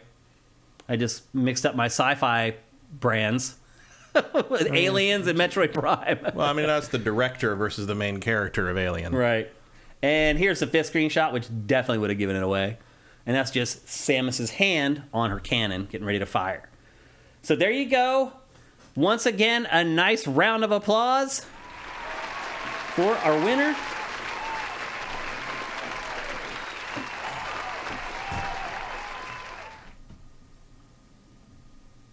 Consoleized. You can send us a DM here on Twitch at twitch.tv/SiftedGames. You can send me a DM on whatever the hell Twitter's called now. I'm at Dinfire. Not for much longer. It's still called Twitter. Yeah, exactly. Let's be honest. Yep. You can send a DM to Sifted on Twitter at SiftedGames, or if you're on Sifted.net, which you better be, you can send me a DM at Shane. Any of those, get at me, and we'll get the code out to you. And congratulations once again for winning Name That Game. And with that, we have plenty of time for some Q&A. So if you guys have some questions for us, we can probably answer just about all of them today before you guys run out. JM Rain, thank you for the tier 1 subs that you're gifting to our awesome audience. Not Cirque says, damn, I'm playing Metroid Prime. That sucks. That really sucks. Console Eye says, I wasn't sure if remaster. That's okay. It doesn't matter if it's a remaster or not. That's totally fine, man. And it wasn't. Actually, yeah. That was probably one of what was throwing some people. Yeah, most of the screenshots were from the OG version of Metroid Prime. Mega Drive Guy, thank you for Twitch Prime. Okay, that looks like it for Twitch Prime for now. Let's get to some Q&A. Let's bring you guys up on the screen. See what you have to say. ETH Demon, what's your opinion on Baldur's Gate 3? Only giving reviewers 6 days to review it. Well, we're sitting here right now waiting for Baldur's Gate 3, so we think it sucks. Like, we'll be honest with you, like, there's going to be no reviews at embargo. There's no way. I mean, there probably will be. There will. I mean, look, man, you don't need to finish this game to know it's any good. Like, it's 170 hours. Yeah. Like, basically, you need to get through the first act and see how it's evolved from early access, because presumably any reviewer you throw on this will have played it in early access already. Because that's not hard to get access to. Outlets have had that for 2 years. Just make sure it all works. Make sure that the things that they said were going to be in the final are in the final. And get to Baldur's Gate. That would be the goal, my gate, because like you don't get to Baldur's Gate. The early access ends when you get to Baldur's Gate. You get to Baldur's Gate at the beginning of Act 2. So I would say definitely get to Baldur's Gate, see the city. Do some stuff in the city and out of the city after that, and like after that, you can probably do that in 6 days. Okay, you probably do that in like 4 or 5 days, and then write the thing. I think just keep in mind that most of the reviews that you're going to see are not going to be from people who finished the game. Yeah, just keep that in mind. But I'll spoiler: most reviews you see are not from people who finished the game. Really? Yes. I don't believe that. I do. I know that 100%. I was a reviews editor for 8 years. Most people don't demand that. I think you're wrong. I do not. I mean, I think you encourage to finish the game. I think there are people who lie. I think there are freelancers who lie and say they finished the game and don't. We actually caught a couple people doing that for I mean, they X-Play. probably say that to you, but like that was never a requirement before that. I mean, most reviews editors require that their editors finish the game. Absolutely. In fact, I've never met one that doesn't. Then you know a lot of naive people. The reviews editors I'm talking about. Yeah. If they think their reviewers are finishing this game. No, I didn't say that they thought they were. I said they demand it. That's the part of the job. I think that's ridiculous. So, what's ridiculous? That they're asking it? Demanding that someone getting paid $150 finish a 100-hour game is ridiculous. Well, reviews aren't $150 anymore, but back in the day, even so, you're right. I mean, now they're only $300, so that's still not worth it. I mean, you're still getting paid like $5 an hour to review games. It's ridiculous. Like, and look, we used to get like saves from the reviewers on the cards, and like those saves were so far early. I'm like, I knew that there. I mean, if you're sending me that save at the date they were sending that in, and you had 3 more days to finish that game, I don't think you finished that game. Yeah, and you don't need to. Like most games, I mean, we did catch a couple people here and there, totally lying that they had finished the game. Yeah, here and there. I would fire them, but we catch them sometimes. But you do not need. I would argue that like unless there's some crazy shift, like. But you don't know if there's going to be. So here's a good example of that. Actually, this is perfect timing. Exoprimal. There's a big twist at the game that's like way far into the game, so it's a little weird because Polygon, its review mentions this. It's like. 20-some, I know it's insane, but like 20-some hours into Exoprimal, something happens and the game completely changes. And so Polygon's review of Exoprimal is very positive. It's like, go buy this. It's freaking awesome once you get over the hump. None of the other reviews mention that. That's a little weird, don't you think? I don't think it's weird. I think it's an indication that the game is boring until that happens. It's like because sometimes that does happen. Like the famous like Final Fantasy 13 gets good 30 hours in. It does happen sometimes. Or like that's why I was demanding that they finish the game on a much smaller scale. Inscription becomes a completely different game about 4 hours in or whatever. The other part too is that some of these games like they start to drag after you get past that 30 or 40 hour mark. If you haven't got there, you don't realize that. Oh, sure, but they're ultimately just recycling. But that's also a completely subjective thing, and you know what? I'm pretty sure that anything's going to drag if you're forced to marathon it for however many days you have to hit a deadline. I was just actually talking about that with someone about Driver. You remember the first Driver? And to play the game huge. at all, not huge. You had to play the first Driver at all and get into any of the meat of the game, you had to do that driving test. Are you talking about Driver with the 3 in it? No, I'm talking about Driver, the OG first Driver, the PlayStation 1 game. Everybody I knew loved that game. I hate that game. Everybody I know loves it. That's not the point. The point that game is garbage. The point is, to play the game at all, the first thing you have to do is pass the license test in the parking garage. I think 3 had it too. And the maybe, same thing. I don't know. But like, I never played 3 because fuck that series. I did play the San Francisco one where you're the dead guy jumping from... Right. What the fuck was that? But anyway, back in the day when it only cost $1 million to develop a game. You have to pass that driver's test in that parking garage to become the driver, right? And it's one of the hardest things to do on the PlayStation because it's using the physics. It doesn't tell you how to do any of this stuff. You basically just have to know how to drive, how to do these driving maneuvers. And there were people trying to get through that on a deadline who were losing their minds because there's nothing the developer or the publishers could do except basically say, get good. And I remember the interns trying to get that J turn to, because one of the second to last thing you had to do, I think, was you had to do a reverse 180. Like, you basically had to do a reverse 180. Matt, I really think you're talking about Driver 3. I am not. But you weren't even working on X-Play for the PlayStation 1 era. Was it the PlayStation 1 or PlayStation 2? What I think is, I think every driver game has the driving test at the beginning, and they all suck. Yeah, but like, that was one of the famous things where it's like doing that, everyone's like, oh, how come you hated that? People hate that. And people mention all the reviews, like, because if you have to do that on a deadline, it's garbage. Yeah. And like, I think this is a similar thing. It was like, I don't actually trust the review of someone who decides to finish Baldur's Gate 3 in 6 days. Yeah. I do not trust your opinion on that because you have not experienced that game in any reasonable way. I agree, for sure. Like, I would rather read a review from someone who has played it for 6 days, as far as they can get, and write down what they think, and say, I have only gotten this far in the game because give me a break. Yeah. And, like, if anything drastically changes, we will tell you about it. Yeah. That is the way to handle this. Yeah. Especially if they're not going to give you if they gave people the 1.0 game like 3 weeks ago, finish it. Yeah. Sure, absolutely. I mean, they seem to be upfront with how much they played. As long as they do that, I think that's fine. I mean, I would just say this, like, every mentor I had that taught me how to do editorial in games, finish the game. You finish the game to review it. Anywhere I've ever worked, our people had to finish the game to review it. Freelancers supposed to finish the game to review it. You're right. Some of them would lie, get slimy, whatever. That does happen. But anywhere I've ever worked, my guys finish the game to review it. Anywhere you see me working in the future, if that were to happen, my guys will have to finish the game to review it. That's just the way I am. So I think that people should finish a game because there are a lot of instances where things change. I think if you want people to finish the game in this day and age, you need to pay them. I'd agree with that. Properly. And I don't think anyone does. No, you're right. They don't. I mean, look, for like a 9-hour call, sure, like whatever. But that's what reviews editors tell you. They're like, but see, sometimes you get us because we'll give you a 5-hour game where you actually make like $40 an hour or whatever. Like, I would argue that if you're rarely works out. if you're paying someone to write a review who's been writing reviews for like 15, 20 years, $40 an hour is a minimum. It should be for experience, but they'll never pay that. I mean, I'll be honest with you, the economic model doesn't work because it would have worked back in the day when there were 10 or 15 outlets reviewing games. Now that there's like 5,000 YouTubers reviewing every game, like you just don't have enough people watching your review now to Game Trailers reviews. Like, our review of GTA 4 did like 5 million views. Right. Like, well, also those days are over. Yeah. Well, also there's an element of like the whole review process is a mugs game at this point. Unless you're doing it basically for yourself. Yeah. Especially on YouTube. Like, that's a different beast. Like, I bet, like,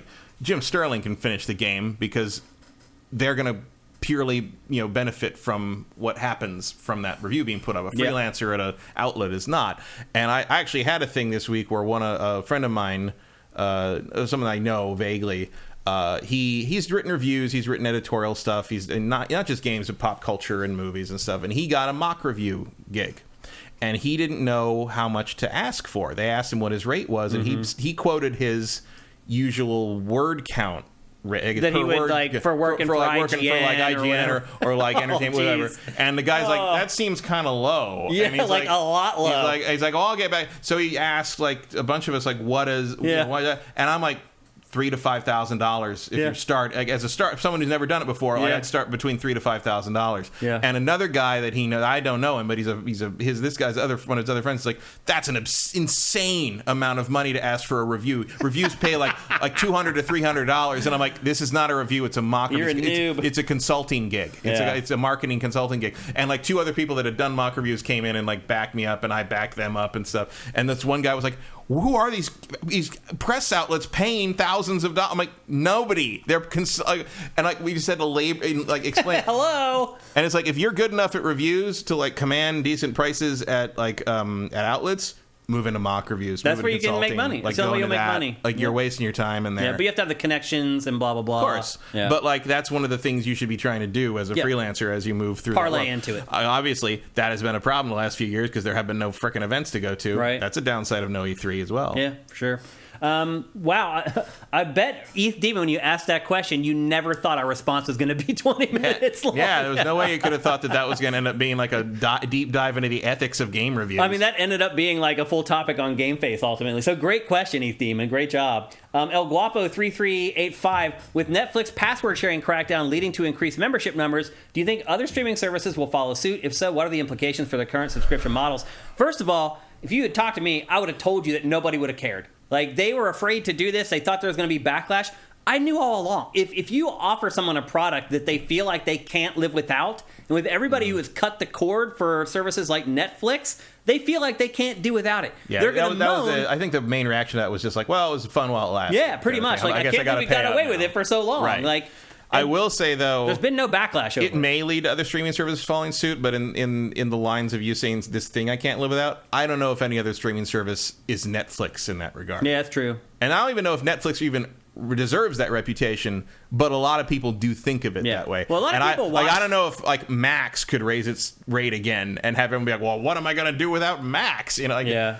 Well, another my sister was stupid here, name change. and she is like the world's biggest fan of Friends. Like, I didn't realize there was a cult around Friends. But we went to the Warner Brothers studio tour, and like half the tour is about Friends. How old is she? Is she older than you? Or she's younger than me, which is weird, right? No, like it's like was that after us? It Friends? wasn't after. We were in college. It was kind of our wheelhouse, when it started. Right? Yeah. But a lot of the big modern fan base of that are like younger people who grew up watching it in syndication all the time. Well, she watches it on Netflix. Sort of like how we were exposed to like Happy Days and MASH and stuff. It was always on in the afternoons. Right. In the you get local, home from school. Yeah, the local, it's on after the cartoons end at like 5, and now you're stuck watching Mama's Family or whatever. You know? Which actually is pretty funny. But oh yeah, you're exposed to some decent stuff though. But she watches Friends on Netflix. Like, she was like, she got to our place and she's like, how do I watch Netflix? And I'm like, why? She's like, because I got to watch Friends. And I'm just like, what? Ooh. And there's just like a million episodes of Friends on. There's a lot of people that use Netflix to replace their TV, basically. Oh, yeah, it's background noise. Yeah. I mean, but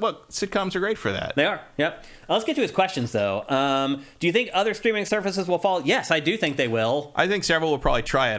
That's not to say they will be successful in the way Netflix was. But I think they also realized that even though they're not an irreplaceable asset like Netflix is, they also realize that the backlash isn't going to be as bad as you think. Because to Matt's point, let's be honest, all of us kind of like the whole time we were using Netflix, like my mom had a Netflix account. And literally every sibling but me was using her account. Like, there's no way you're doing that. And you're not like, aha, I'm getting one over on Netflix. You are. You were. You're not anymore. And to see people being like, you know what? I'm just going to pay now. At a certain point, you're still just like, it's still cheaper than cable. Yeah. And not forever. Not forever. Like, if you got enough of these things, you are probably paying cable prices. Getting at this there. point. It's getting close, for sure. What are the implications for the current subscription models? Like, they'll make more money.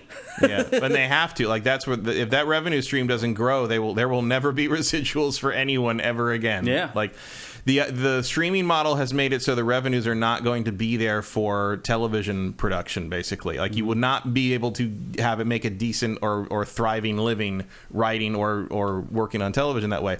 Like, gone are the days when like it was all determined by Nielsen, and you could the network could just say. Okay, to Johnson & Johnson, this many people watch this show, and you need to pay us $5 million for like a season-long ad spot on it, because that's how many eyeballs this gets you in front of. Johnson & Johnson can just go advertise on Twitter now. They can just go. They can talk directly to the customer. Yeah, they can talk directly to the customer base now. You can do all your banking on X too, Matt. Let's just dump our savings accounts into Twitter. Have you seen the exploding Teslas? Like, I'm not giving that guy my bank info. Are you out of your mind? I'm not giving him anything. I wouldn't let him babysit my 3-year-old nephew. It's crazy. Cinetike, now that Xbox's acquisition of Activision Blizzard is mostly done, what older Activision Blizzard IP would you love to see a remaster or re-release of, and why? That's a fine question. It's hard to come up with any. I mean, unless you go back to like the Atari 2600 era, where they were like the naughty dog of the Atari 2600. Let's have a $150 million reboot of Cosmic Arc Or Barnstormer. There's not a lot. Let's be honest. Activision doesn't have a ton of great old IP. It just doesn't. Tony Hawk could come back. I would play that. Like, we did get the 1 and 2 remake. Yeah, that was good. A couple years ago, and that was good. But like, if they would get back on the like once every year or once every 2 year cycle, then no. Like, I don't want that. I mean, they could go absolutely nuts and bring Guitar Hero back. Right. You know what? Like a 25th anniversary, let's try it. Yeah, Guitar Hero release. Make it work with the old peripherals if you can, and call it a day. Yeah, that might work. But I don't know. I can't think of a lot of Activision. Maybe the point that Cinetite's getting at here is maybe that $69 billion was a little bit of an overpay, and I would agree with that. We've said that before. Like, they were not worth $69 billion. I mean, they'll get that money back and then some. It would have been nicer if they had Call of Duty exclusively, I think. They'll get that money back and then some. It will take a while for that to happen, and they are betting long term, but still, like, I feel like they were bidding against nobody. Like, I feel like they could have got them a lot cheaper than that. Well, they do own Candy Crush. Right, that's king. That's one but thing. That doesn't need to be remade. So you could bring back Blur. You could bring back Gun. Yeah. Interstate 76. Yeah. King's Quest. Mm-hmm. That actually might be worth reviving. Phantasmagoria. No one remembers that one. Quest for Glory. Quest for Glory got a potential for like a Fable-style thing. Spyro. I mean, we know. Yeah. They've got Tenchu now. Make a Tenchu game, you cowards. There's one. That's the one. There you go. Yeah. Zork. But that wasn't their game originally, right? Like, Tenchu was that? Tenchu was... who did publish that? I want forgot. to say, was that Acquire? I think so. Yeah. There's some smaller Japanese publisher that's not around anymore. Yeah, that was an unusual one. Yeah. Prototype, I guess that... that could come back. Pitfall, obviously. Yeah. Soldier of Fortune. You remember those? Wow. Yep. Was that the one with like the really realistic damage? That was, yeah. Yep. Time Shift. So yeah, the world shattering time. Oh, and True Crime. Those games. Yeah, that's one. Yep. So actually, they ended up having more, but I think most of those properties are not high post. Like, Gabriel Knight. It would take great reviews. Crash Bandicoot. Yeah, but they are making. They've already done that. Yeah. And Geometry Wars. Hey, that's a great game. It was, but it was free. Erebus Almost Jones, free. Of all the classic 360 era Call of Duties, got patched this week on Xbox to re-enable matchmaking, and they got shot up the most played charts as a result. Black Ops 2 is just outside the top 10 most played. As a COD man, what classic COD would you... Black Ops 2. I think Black Ops 2 is like the best Call of Duty ever. It's my favorite. The campaign in that is insane. There's like all these crazy things. And there's a branching story path in the campaign. There's these odd like RTS like sections that you can play. Like, it to me is the most ambitious Call of Duty campaign, bar none. I loved it. I liked the setting, the era that it took place in. I thought the campaign was great. I thought the story was good. The multiplayer, it was other than Call of Duty Black Ops, or what was the Black Ops that just came out like 2 years ago? 4. Was it 4? Or you mean Cold War? Cold War. Cold War, my KD was like 1.7 something, which is insane. I still don't know how that happened.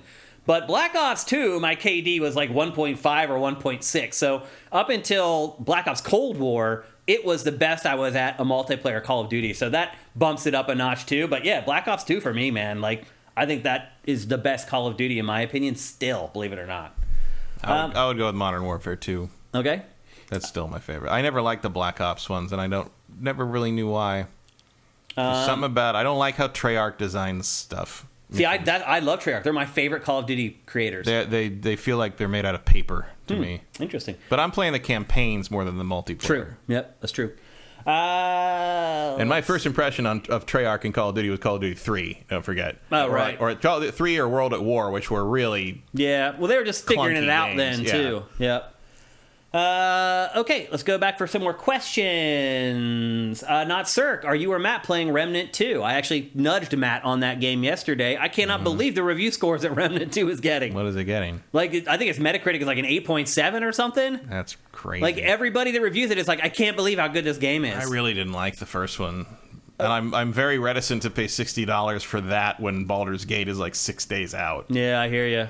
Like, I don't know. Well, we'll have to figure it out because one of us will need to play it. It's not on Game Pass or anything? It's not, unfortunately. It really feels like that should be on Game Pass. I'm trying to get review code. So hold tight, and I'll see if I can get it for free for both of us. But we'll be covering it in next week's show. But we're still not 100% on who's actually going to play it. It's just one of those things where it's like, I will not touch that game again the rest of the year.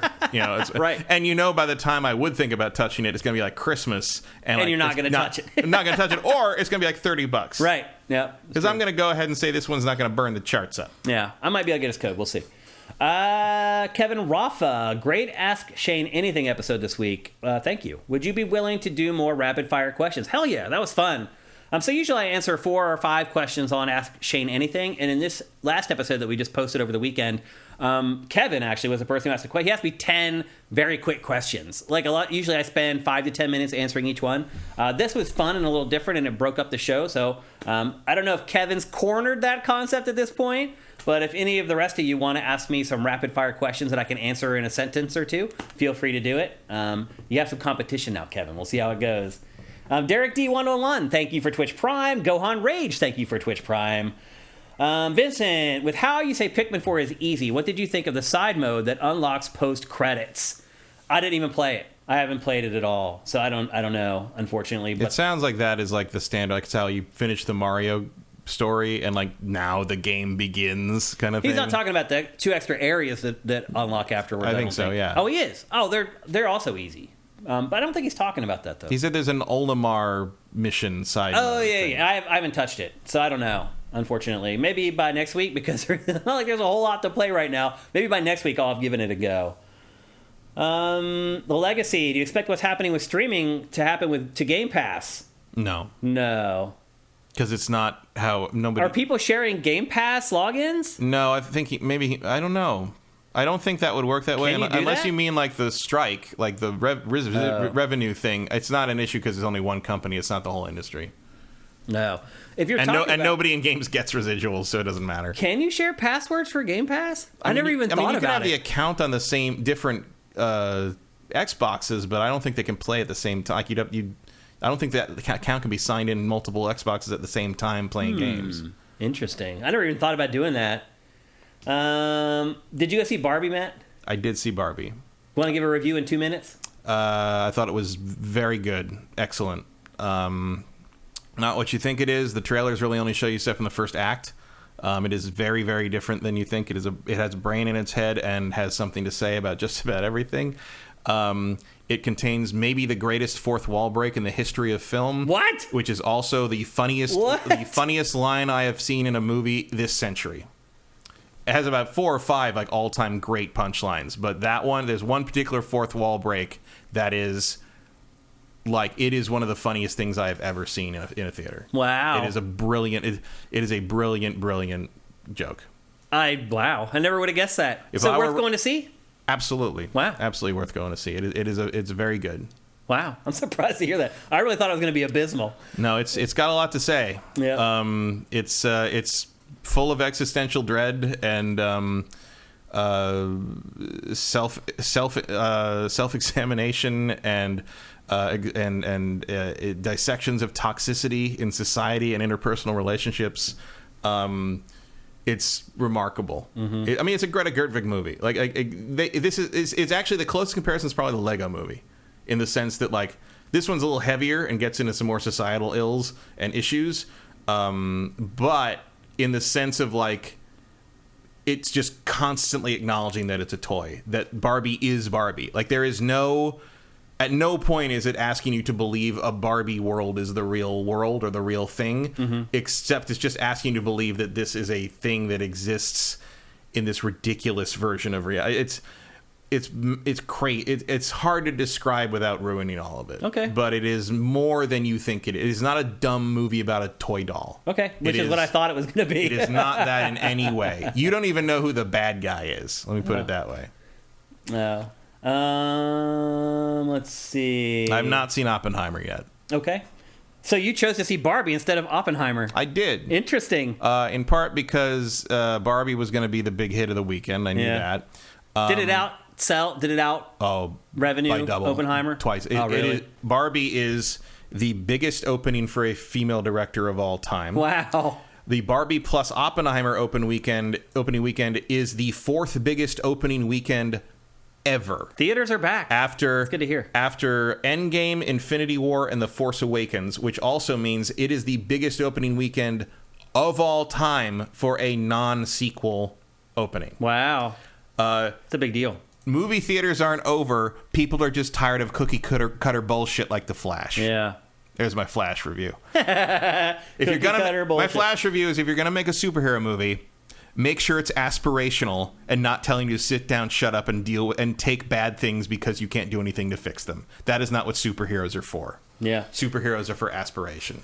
Emperor Dread, thank you for Twitch Prime. That is awesome. El Guapo says residuals from Netflix are already atrocious. Yep. Yeah. Residuals from everyone are atrocious. Yeah.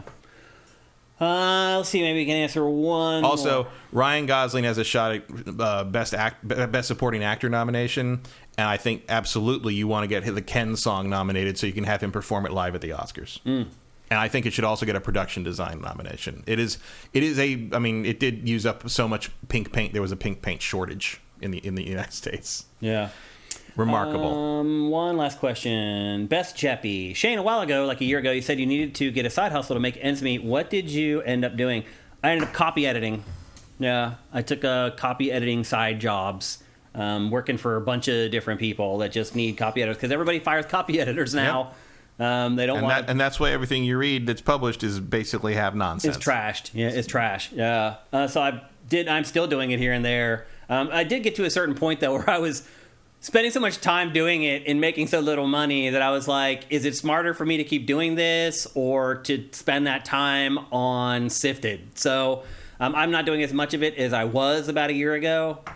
Maybe I should, but yeah, that's what I did. I did some copy editing stuff for a while, and I'm still doing it here and there. So there you go. All right. That's it for GameFace 351. Thanks for being along with us for the last couple of weeks. I know the shows have been a little... I don't know. We're working for the episodes, and it's funny looking around at the rest of the industry and seeing what they've been doing on their podcasts. They're doing the same thing. We're all working for it right now. We're in the dog days of summer. Not a lot of big games coming out, but just enough for us to do our episodes, which is good enough. So thanks to everybody who showed up today live to watch the show at twitch.tv/siftedgames. A huge thanks to our sponsor, LS Cream. Head to creamls.com/sifted. There you can find links to get it locally, to get it delivered to your crib, to learn how to make awesome drinks. I'm going to use some of those recipes here this weekend when my wife's sister shows up for my wife's birthday. We'll be making some awesome LS Cream drinks. Make sure you do that. If you're listening to this show on any of the podcast services, and it's on all of them, so YouTube peeps, if you don't want to watch the show in video, you can go to any podcast service. And truth be told, the show unlocks on the podcast services usually an hour or two before the YouTube archive unlocks. If you want to do that, head to any of the podcast services. When you do and you get there, leave us a review if you can. That makes a big difference for us. It helps our podcast bubble up in the rankings for gaming. Without reviews, we just sit at the bottom. No one gets turned on to the show, and we don't get any help. That's a good way that you can help us for free if you don't have any money to help us. If you're watching on YouTube, if you could turn off your ad blocker while you watch the show, that'd be awesome. Anything you can do to help us a little bit financially, we would really appreciate. But of course, the best thing that you can do is go to patreon.com/sifted and give us a monthly pledge and stick with it. It's just $4 a month to get all our content early. In the case of GameFace, you get it 4 days early. Pactor Factor, you get it a week early. All our other content, you get at least 3 days early. And it's only $4 a month. It's one coffee. That's it. And you literally will get like 80 hours of entertainment out of that $4. So if you can find it in your heart and soul to help us out, that would be awesome. Again, head to patreon.com/sifted. And there's different tiers there. You can pledge just $1 if you just want to pitch in, and you still get community rewards for that at sifted.net. You can pledge $2 a month and just get Pactor Factor early, or you can pledge $4 a month and get the whole shebang early. We'd appreciate it very much. So we do have a couple games to play this week. Next show, I think, should be a little bit better as far as the games that we're talking about. Yeah, it depends on the Baldur's Gate That's code. the big X factor. Yep, and I'm working on that review code right now as well. Again, I think that's the Thursday after the next show if you're waiting for the actual release date. Right, yeah, but my guess is I'll get the code 6 days early too, so hopefully we can get them. We'll see how it goes. It would really be helpful if the early access reflected... At this point, code. It reflected the final code more, but they've really been hold some stuff back. Yeah. Which, to some degree makes sense. Totally but, get it. Yeah, you got to get people to buy it. I mean, the full price save now. isn't even compatible, so you'd have to start over anyway. That's surprising.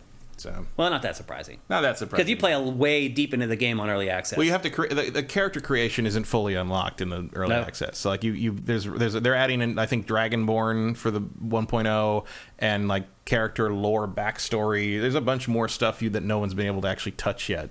It's there, but it's all like, you try to click on it, it's like you can't do this until the final release kind of thing. Okay, the beast is coming. Get ready for Baldur's Gate 3, man. I mean, it's also, keep in mind, it's only for PC at first. Yeah. And then what, 3 weeks later it comes out for consoles? Month later. So you have to wait about another month on consoles. September 6th, I think. Yeah. So anyway. They just moved it right out of that early access Starfield window. It's like, let's get over there. Yeah. Thanks to everybody for showing up today. You make the show better by fact-checking us live. By asking great questions, by chiming in with your comments throughout the whole show. We appreciate you guys. We're here every Tuesday at 1 p.m. Pacific, 4 p.m. Eastern at twitch.tv/SiftedGames. Hope you guys have a great week. Play Pikmin 4 if you can. Get it in now before you get deluged with all these big games that are on the horizon, because they are coming. So we'll see you guys next Tuesday. Have a great week. GameFace is up and out.